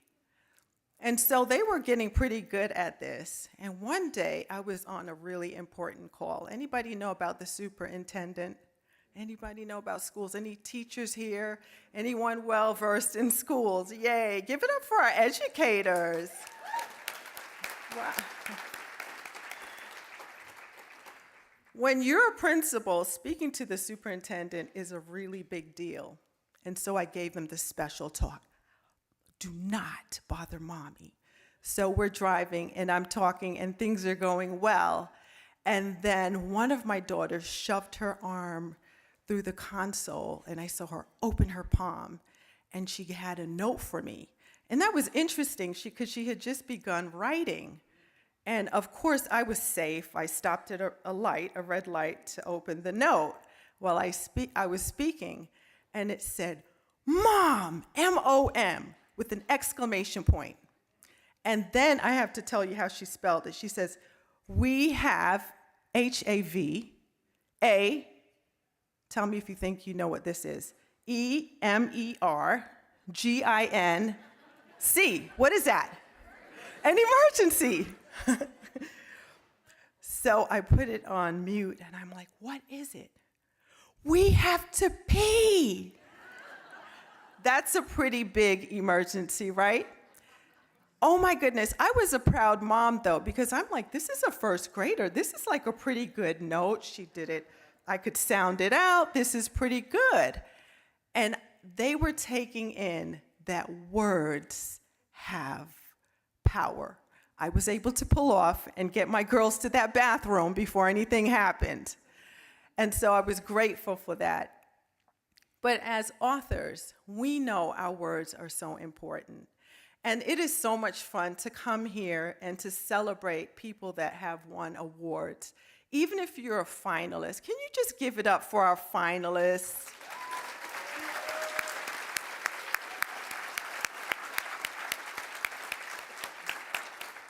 I think my entire table is filled with finalists. It's like the finalist table over there. And we come here with our high hopes and our dreams, but there's some of us that we haven't put ourselves out there. We still have that book in our heart, and we have not gotten the courage to put it out there. And a lot of people think we are super crazy. People keep on asking me, is your spouse here? Is he? I'm like, no, he knows how crazy we are. He's not trying to be here, right? Because we are crazy, courageous group. And so I want to encourage you tonight, those of you who haven't gotten a chance to get those words out, to tell your little discouragers, no, shut up. I will not be discouraged by you. I have an acronym for you. It's called PEN, corny teacher writer talk. The acronym P stands for persist. Persist. Even if you aren't an author, I know there's a hope and a dream that you may have deep in your heart. Persist. Don't let anything deter you. Know that persisting requires dedication, it requires patience, it requires sticking to it. And those of us that are authors, right, because we all work full-time making lots of money as authors, right? So most of us have other full-time jobs. I work full-time as an editor. So we really have to be meticulous in persisting and carving out time and making sure that we do the work. So persist, P for persist. And then what comes next? E. So E, empower. Make sure that you are empowered. Don't surround yourself by a bunch of negative Nancys, right? And nagging Neds. Don't do it. Surround yourself by people who can empower you. Just coming here to this conference, you have already empowered yourself. You're getting the tools necessary to better yourself in your craft. And then finally, N, right? Nurture. We need nurturing. Coming here is a form of nurturing, right? You are blessing yourself to be around your people. Somebody said your tribe, right? We get us. We get when you're like, do you hear the voices in your head? Does your character talk to you? Only we can talk like that to each other. I can't talk like that to my retired Army husband, right? He's not going to get that. He's going to say, girl, you need to get checked out. And I'm grateful for people who nurture us. I'm grateful for my husband. My first writing conference I went to several years ago when I was thinking about moving away from administration, I went and I was so discouraged that night. I got my suitcase and I began packing up. And I called the hubby and I said, I'm coming home. I just don't belong. I'm just going to give it up. I'm just going to go all out and pursue. I'm probably going to go for the superintendency. And he said, girl, I know how much you paid for that conference. You better unpack that bag and stay. So the truth is, it was kind of a financial thing why I stayed. And I'm grateful that I stayed because that same conference, I'm now speaking there, I'm now teaching workshops, and it has become a major blessing. And so I'm just here to encourage you to just be a fellow sister, a fellow partner, encouraging you to always remember that your words have power. Amen? Amen. So let's repeat that. My words have power. Thank you.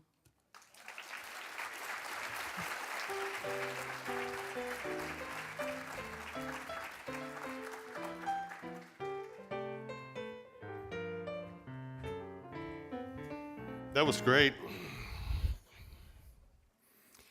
The 2024 Killer Nashville Silver Falchion Award for Best Southern Gothic goes to Inescapable, a novel by W.B. Henley.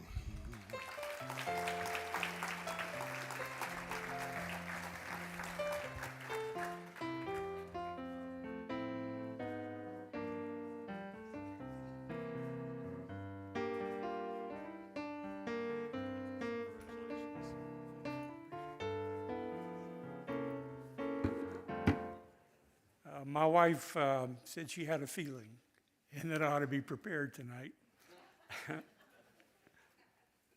So I jotted down a few notes. Writers, huh? Okay, here we go.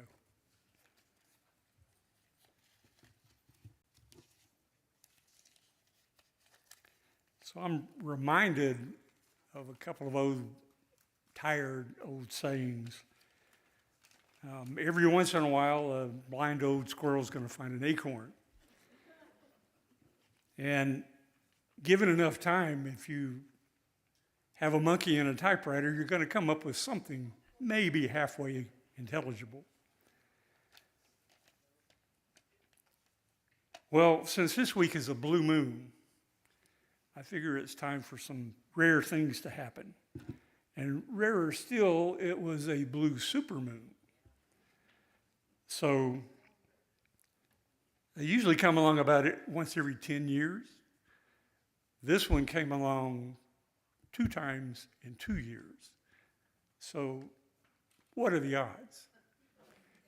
I'd say they're about the same as this old squirrel carrying a typewriter standing up in front of you today. So I want to thank a few people.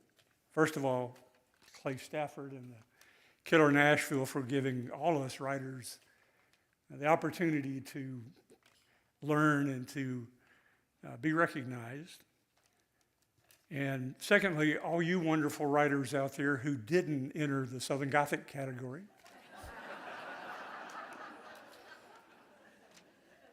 I want to thank the icons of Southern Gothic that inspired me, people like Michael Ferris Smith and Michael McDowell and Hank Early / John Mantooth, and John Ryland, a friend of mine who's up for the Claymore for Southern Gothic. And so here's looking forward to the next blue supermoon. Thank you very much.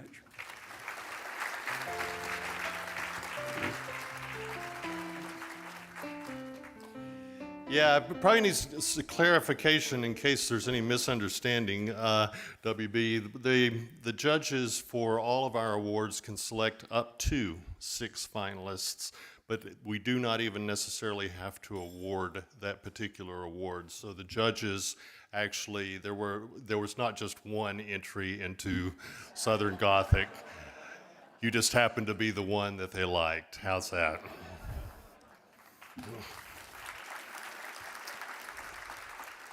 Yeah, some of these other categories you may see less than 6 too, and 6 as well. And that is because the judges did not choose to award any more in the finalist category than what they did.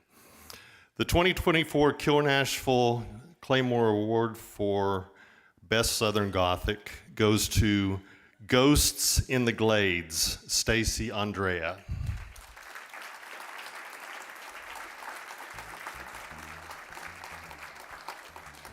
Okay, Stacy's not here. Congratulations, Stacy. I don't have your number. I'd call you. The 2024 Killer Nashville Silver Falchion Award for Best Supernatural goes to, oh my gosh, Ghost Tamer, Meredith R. Lyons.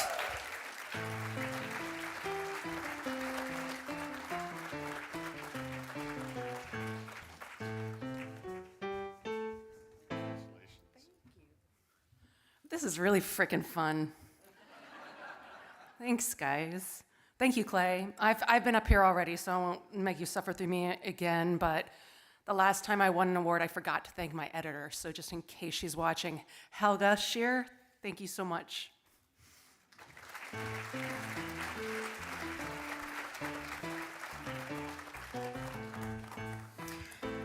And I want to thank my daughter Adeline over there for keeping up with all of the awards this year. Is she doing a great job? But she is so embarrassed right now. She's very, very shy. The 2024 Killer Nashville Claymore, let's see, what am I talking about?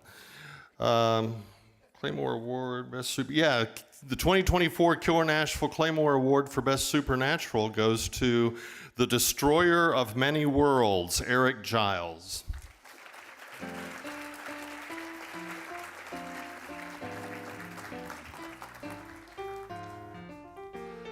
I'm glad you're here, Eric, because I do have your number.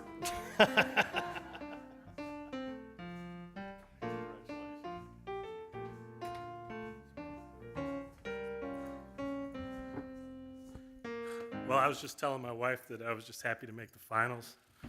So, yeah, we didn't have anything prepared to speak.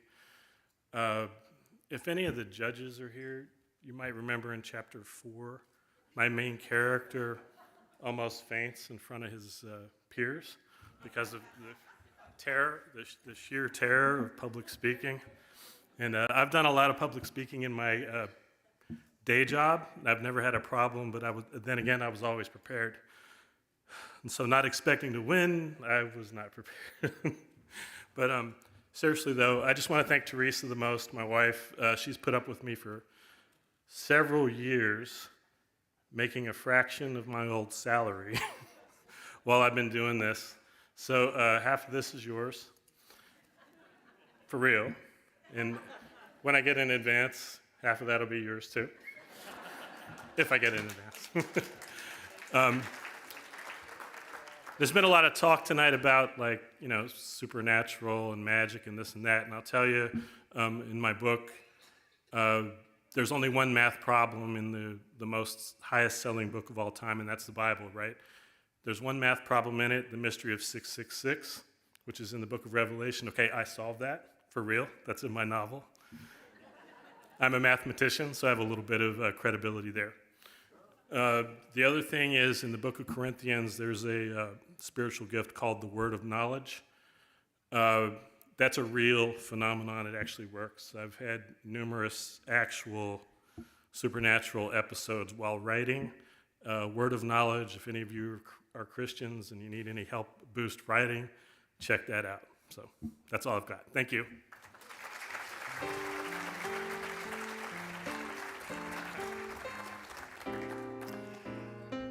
The 2024 Killer Nashville Reader's Choice Award, we have a tie. That's strange because they vote online, but we have it's tabulated online, and I can't remember. Isabel, you remember how many people voted? So many. I mean, it was like 6,000 or something like that people voted or something. I can't remember. But there are so many. Isabel is right. So many. The tie, the winners are These Still Black Waters, Christina McDonald, and Bad Traffic, Patrick Wheel.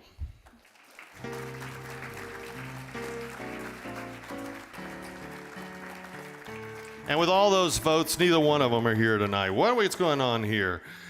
I think it's time to talk to Mike Fise. The indie author Mike Fise works full-time writing crime fiction, much of it loaded with humor. He currently has 81 books across 4 different crime fiction series with 2 series completed. Mike spends his days writing the next work of genius in the Jack Dillon Dublin Tales series or the Dev Haskell Private Investigator series. Would you please welcome longtime friend Mike Fise.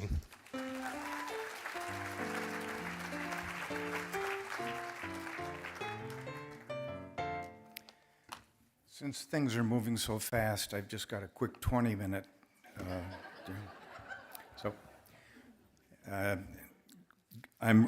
By the way, I'm reading this.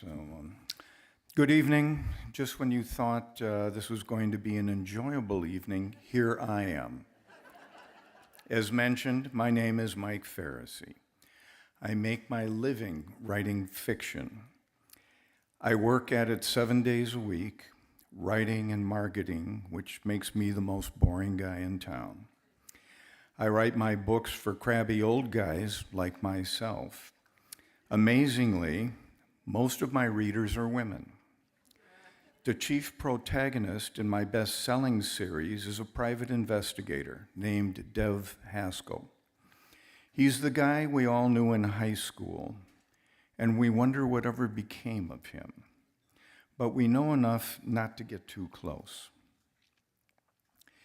In each one of the currently 39 books in that series, he is involved with a different woman who, by the end of the book, says something along the lines of, "Please, do not ever call me again."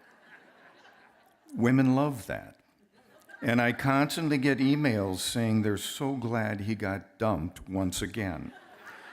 And when will he ever learn? I'm blessed to work at something I love to do. When I finally complete a book and have corrected everything, I send it off to 5 different editors. They all find errors and mistakes that need to be corrected. Then, maybe a year after release, I'll get a nice email from someone informing me that I misspelled my surname on page 350. Let me, by the way, just take a moment to thank Clay and the Killer Nashville staff for everything they do for us. This is nothing short of wonderful. I've served on panels over the years, and I've attended a countless number of presentations. Each and every experience has been worthwhile. As all of you know, the book business is constantly changing, and no one needs continual updates more than me. I'm living in fear of what AI is going to bring to the business in the next few years. One of the many things I've learned over time is that we are blessed to work in the crime genre. I have a number of friends who work in other genres. Contemporaries are not happy to see them. They're viewed as opponents and competitors. Here at Killer Nashville, we're all friends. I gain just as much business and marketing information in the evening over a glass of wine or a beer as I do attending panels. Let's be honest, at the end of the day, in a way, we're all competitors, but I've lost count of the number of times here on any given day a fellow author will say, "This really worked for me, you should try it." Or get in touch with so-and-so, they've got some great ideas. Or equally important, I tried this and it didn't work. Whether it's running ads, attempting to build a mailing list, or experimenting with audio. Good Lord, 25 years ago I started in the business and I had a full head of hair. Our annual event here is a virtual goldmine for gaining knowledge, experience, and dodging the occasional bullet. I don't know about you, but I'm always running into people who say, "You should use this in one of your books," and then they go on to tell a story that would be the last thing I want to put into one of my books. Of course, the other side of that is I'm married to an Irish woman. I spend approximately half the year in Ireland, 2 to 3 weeks at a time. Some years back, an elderly aunt passed away, and after the funeral and luncheon, we went back to a cousin's home. We were in Sligo County, which is in the west of Ireland and close to Northern Ireland. Everyone is relaxing, and the room is so crowded with family that I'm sitting on the arm of a couch.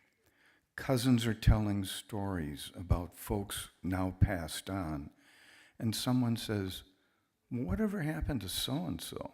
"Oh, he got on the wrong side of the IRA, and, well, they say he's buried up in the mountains, but you never know." Then someone asks, "What about the Danaher boys?" The deal there is they were dealing with the Troubles, and the Brits snuck across the border and went after them. Now, they were living on a farm just outside of Giva, and they've never been seen since, but we think, at which point my sister-in-law says, "Oh, enough of this, you bunch of knackers. What's going on with Brad Pitt and Angelina Jolie?" And the conversation takes an immediate turn and never goes back to what I'd like to hear. It's life, and in a way, that's what we all work with. We want to grab our readers' attention, keep them up late because they can't put the book down. Hopefully, once they're finished, they'll order our next work of genius. We're all blessed to be here, to meet, greet, and learn from one another, and to eventually get back to work, more experienced and professional than we were just a week before. Have a wonderful rest of the evening, enjoy, and have a safe journey home. Wishing you all success, and thank you.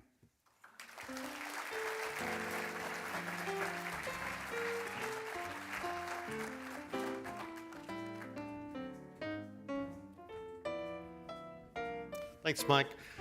The 2024 Killer Nashville Silver Falchion Award for Best Suspense goes to The Rule of Thirds, Jenny Sacken.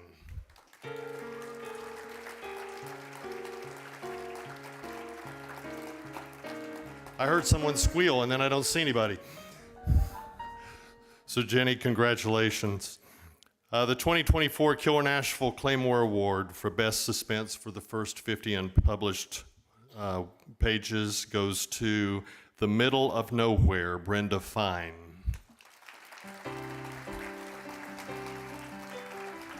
And Brenda is not here either. Congratulations, Brenda. I'd like to recognize at this point our Killer Nashville 2024 John Siegenthaler Legends Award winner, guest of honor, Charles Todd.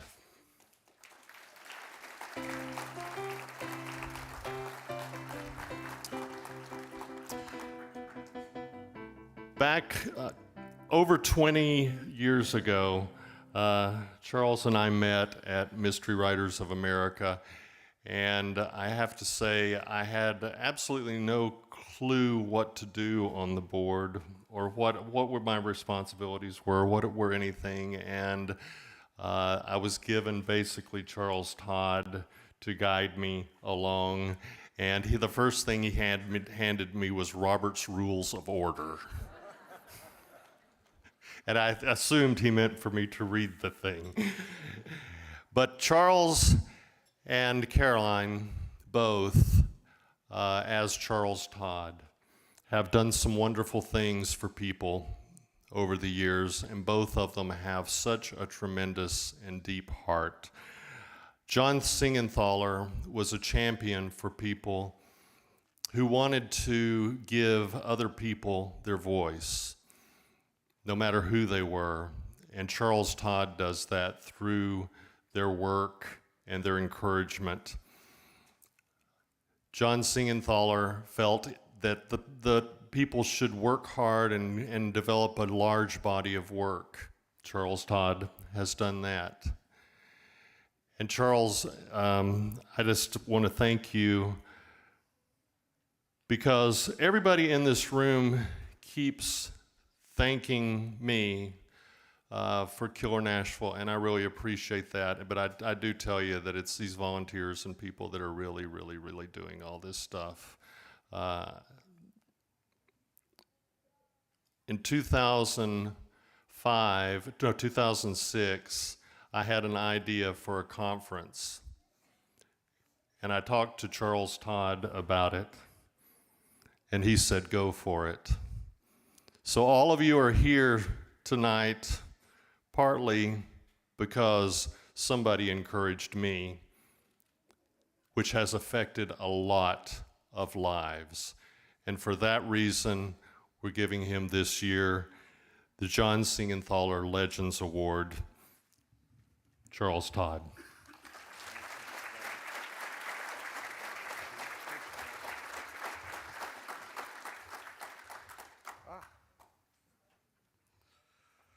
Thank you, Clay. John Siegenthaler was a champion for the First Amendment and the freedom of speech, and it's a great honor to get this award with his name on it. It means a great deal. And even more important than that is to receive this award from Killer Nashville, which always has a special place in my heart, and had a special place in my mother's heart, and I really do appreciate it. The one thing I will say is I can now go home and tell people that I'm not just a legend in my own mind.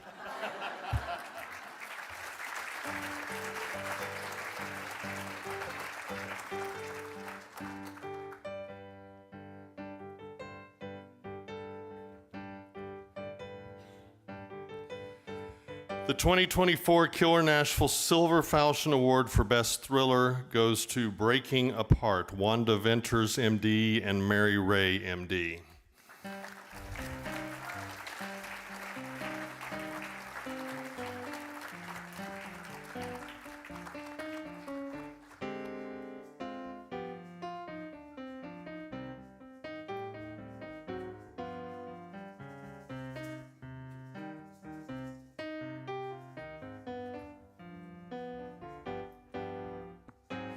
Wow.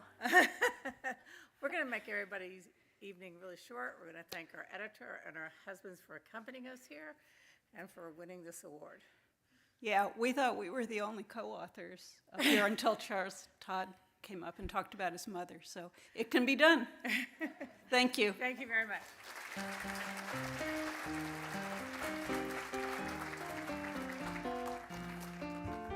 The 2024 Killer Nashville Claymore Award for Best Thriller goes to Electric Eye, Peter Miller.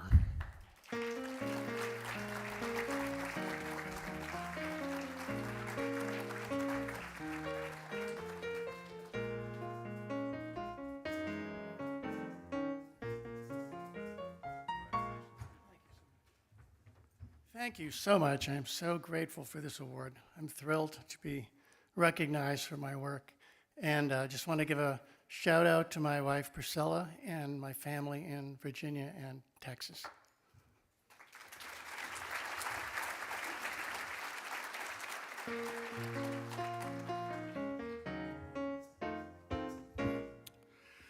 The 2024 Killer Nashville Silver Falchion Award for Best Western.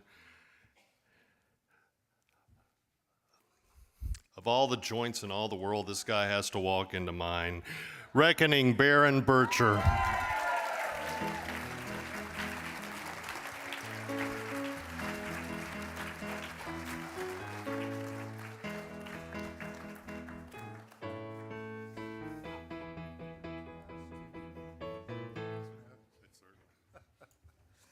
Oh my God! Thank you, you guys.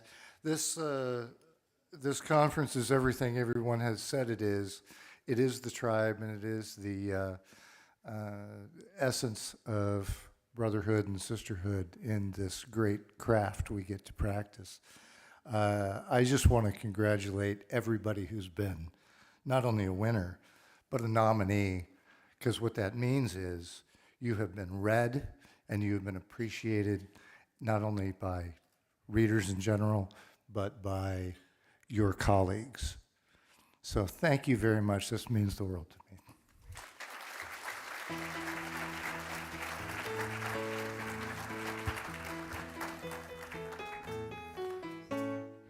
The 2024 Killer Nashville Claymore Award for Best Western goes to Put Away Wet, Nancy Brewitt.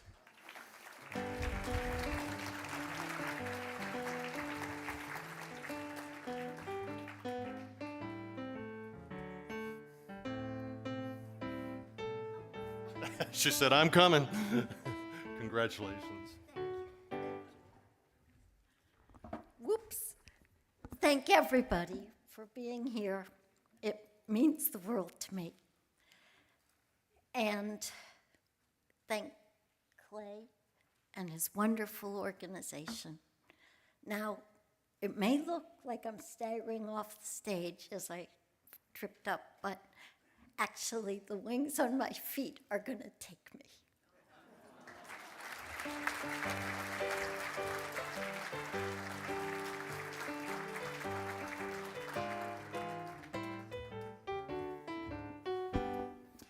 Our next speaker, I can't believe he's still my friend, but he is. Novelist, writing coach, and manuscript editor John Deas is formerly an editor for CNN. Deas is also the host of the video podcast 1-to-1 with John Deas. Thanks for having me on there. Your standards are not very high on YouTube. And would you please welcome John Deas?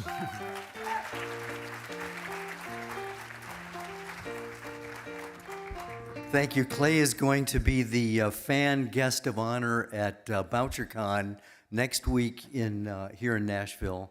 And it's going to be my privilege to interview Clay, so your revenge will be visited upon you then.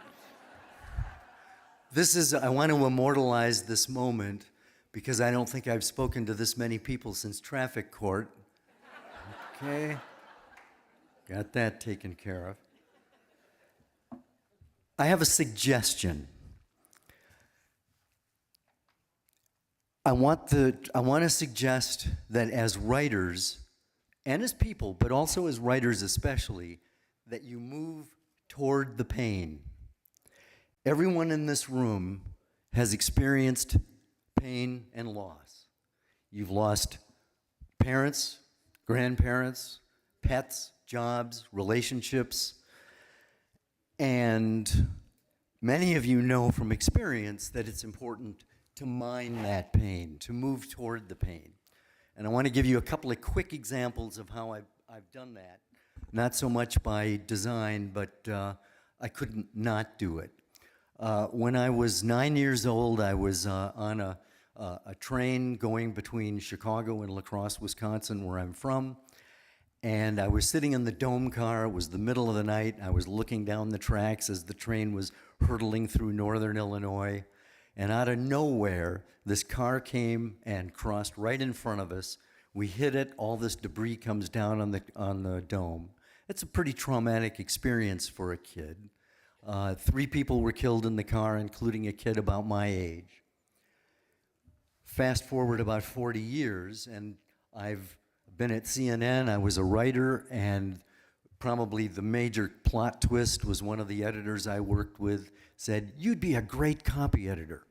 What he meant was, I want off nights and weekends, and you'd be a great warm body to replace me. So I became an editor and worked overnights. And I discovered that editing was tedious. It was fault-finding, but it paid well, so I continued to do it, but I needed a creative outlet. And so as I was doing a writing exercise about a personal experience I had, which was that car-train experience, that car-train collision. This is about the spooky power of the subconscious. As I was writing about that crash, just the facts, I remembered a radio news report that I'd heard 40 years earlier, about a week after the accident, about a car-train collision in which an infant survived. And I began to play what if. What if that infant grew up and wanted to find out more about her past? So I started to think, I created my protagonist, Lark Chadwick, named her after Chadwick, Illinois, where the accident happened, in northern Illinois. And so I wrote Fast Track, and one of the first scenes in the novel is based on my sister's suicide in 1980, carbon monoxide poisoning. I was on the scene that day, and so writing it was a catharsis. It's ripped from reality. Fast forward to 13 years ago this week.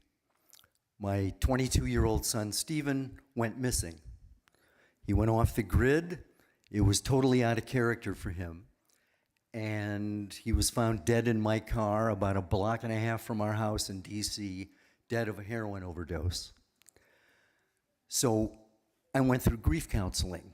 And if you've never gone through counseling, I highly recommend it because it's a great way to move toward the pain. And as I was going through grief counseling, it's a safe environment.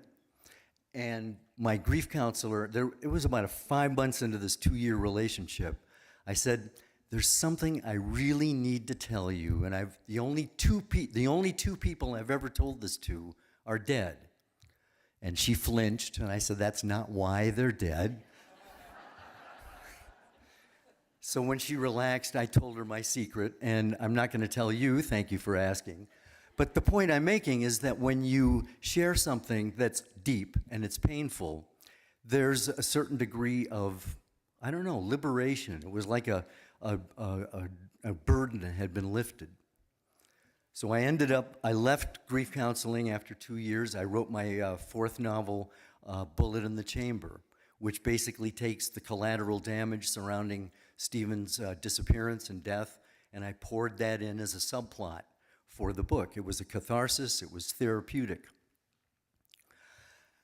One of the things that I've discovered as I've done doing the writing that I've done is that fear is a component of the writing process, and it's also a component of the grief process. And that's really what I want to leave you with, because fear is part of the writing process. I mean, there are big fears like COVID, and there are little fears like hitting send on that query letter.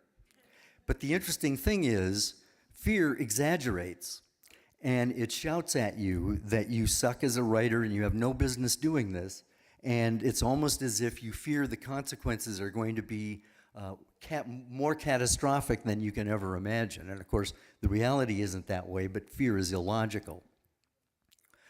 So what I want to leave you with is to deconstruct that fear. Ask yourself, what is it that I'm afraid of? Well, my guess is you're probably afraid of failure, afraid of not being perfect, afraid of being rejected, and all of those things, as you know, are going to happen.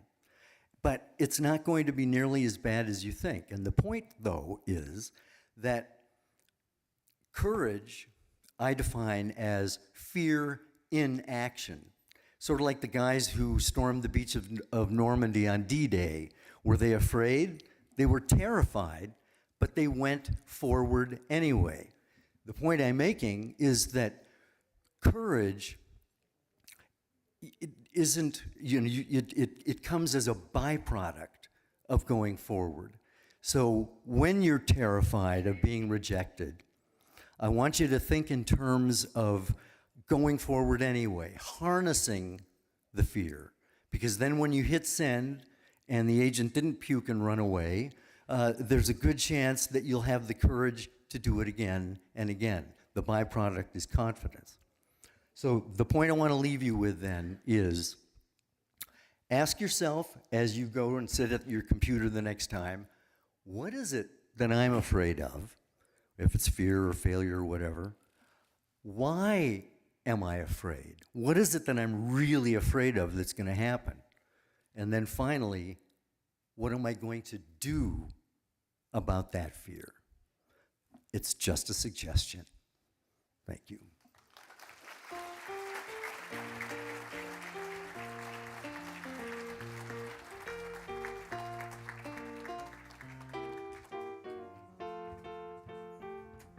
Once again, I want to give a big thanks to all of our volunteers, and a lot of you are watching online, and you've made a big difference in the lives of people, and I really, really do appreciate everything that you do.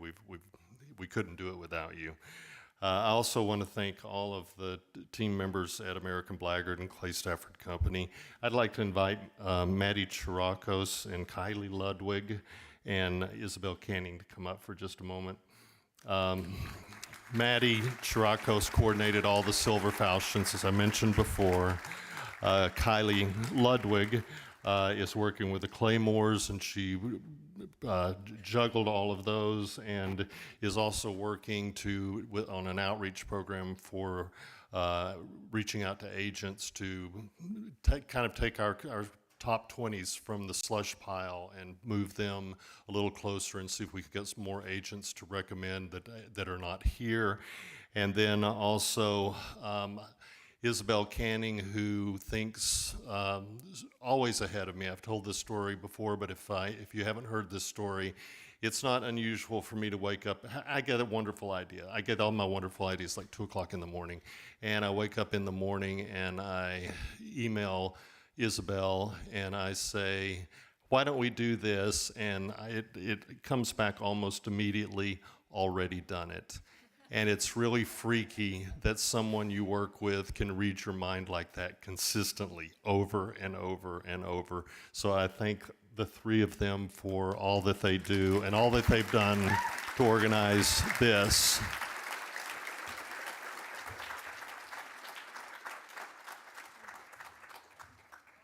And I appreciate it. Thank you so much.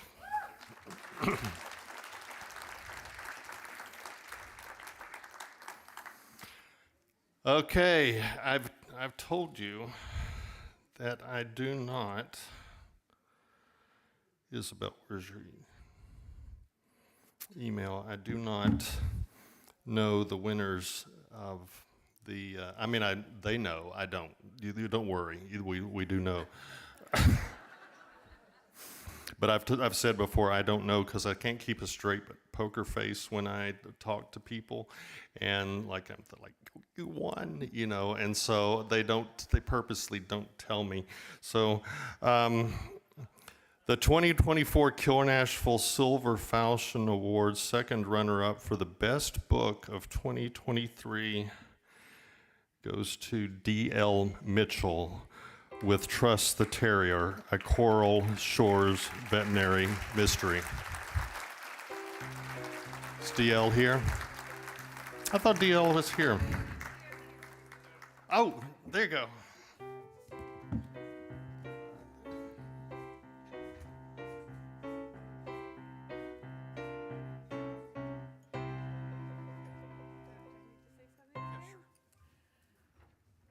Wow. So I didn't have anything prepared the last time, so I have less than that.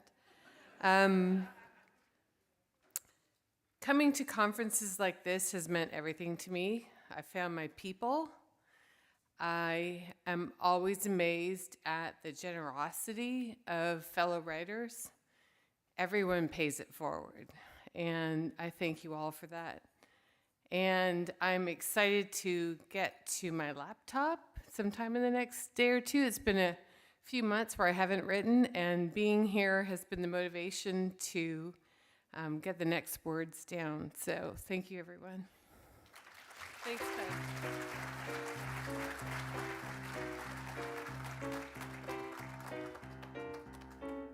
And the Killer Nashville Award for second runner-up for Best Unpublished Manuscript goes to Eric Giles, the destroyer of many worlds.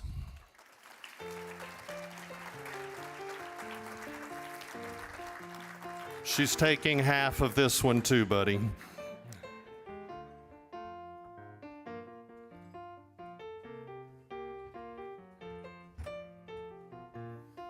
All right, I've calmed down a little bit since the last time I was up here.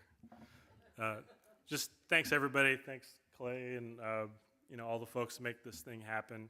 I know there's a lot of work that goes into it. So yeah, I've so exceeded my expectations. I can't even believe it. I was just happy to be here. So thank you all. And I know there's a lot of talent in this room, so best to all of you. Thank you.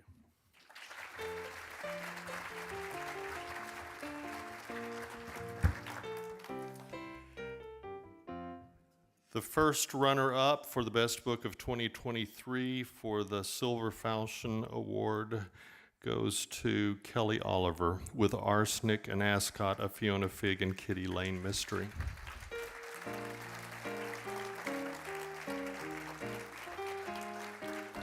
Well, Kelly was just here, and I don't see her, okay? Not at the best time to walk out. She took her award earlier and ran. The 2024 Killer Nashville Claymore Award, first runner-up for Best Unpublished Manuscript, goes to Paul McAvoy, What They Buried.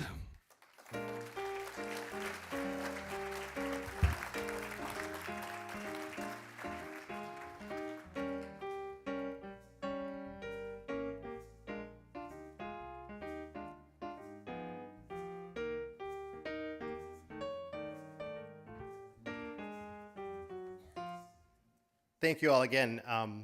Thrilled to be back here after such a long stint not here.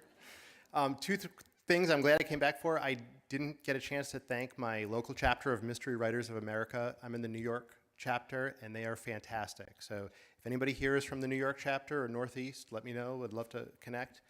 And secondly, I've read some great stories about how Killer Nashville Claymore winners in the past have been able to connect with publishers and with movie deals, and not wanting to push my luck, but I will be in the bar afterwards if anyone is interested. Thank you all.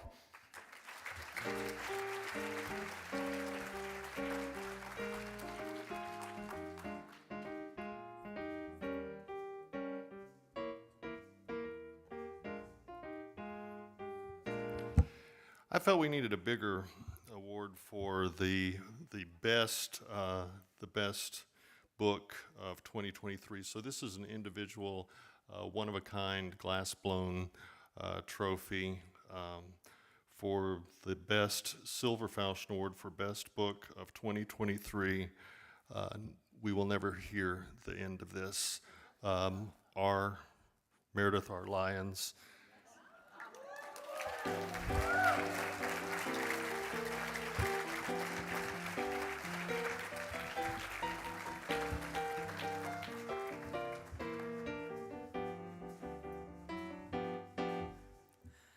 I almost threw this manuscript away. And this is the 4th award it's won. I got a critique, I had a critique group tell me everything they hated about it. And I threw it in a drawer for almost a year. So do with that what you will. Thank you very much, everybody.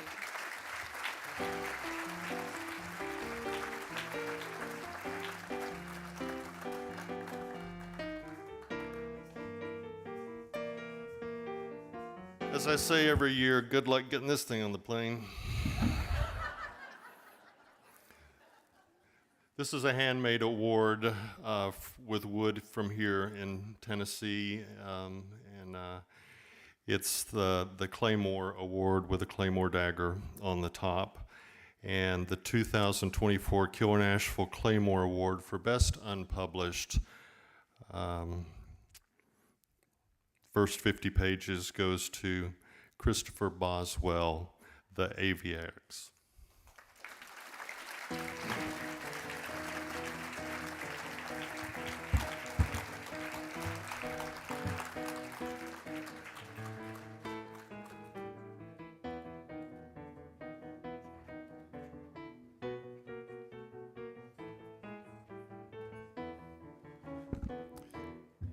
Wow. Thanks. You know, this brings to mind, wasn't it Steve Harvey who announced the wrong Miss Universe? That's not going to happen, right? Oh, my God. Thank you, everybody. You know, the conference has been amazing. You know, thank you to the judges. Everybody I've met here. You know, it's such a charge and energy when you come to a conference, and this has just been fantastic. This was my first Killer Nashville. Man, I'm nervous. I don't have any words. You know, my best girl, Marie, thank you. She listens to all my scenes as I write them for the 10th time, and she pretends it's the first time she's heard them. It's awesome. And my writers group, Peter, he won Best Thriller. He's sitting next to me. Thank you. And my writers group. You know, none of us do this alone, right? We all have help. We all have feedback. You know, it's just... This is not just mine, it's everybody who's helped me, and it's everybody's here. Thank you very much. I appreciate it.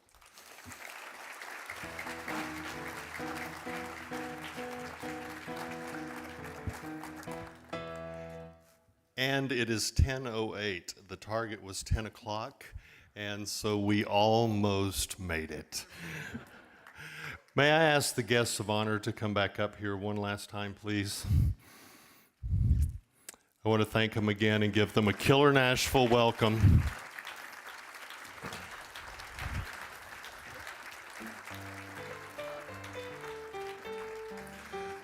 Thanks, Karen Dion. Thanks, Charles Todd.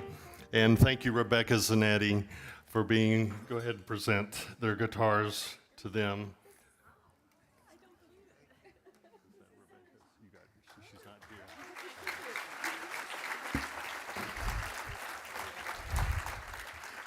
I always say Killer Nashville to me is like a wedding. You know, you plan all year long, and you plan and plan and plan, and then it comes and the weekend happens, and then it's over. And as I say before, you go ahead and go off and cry because all your friends leave and go home, right?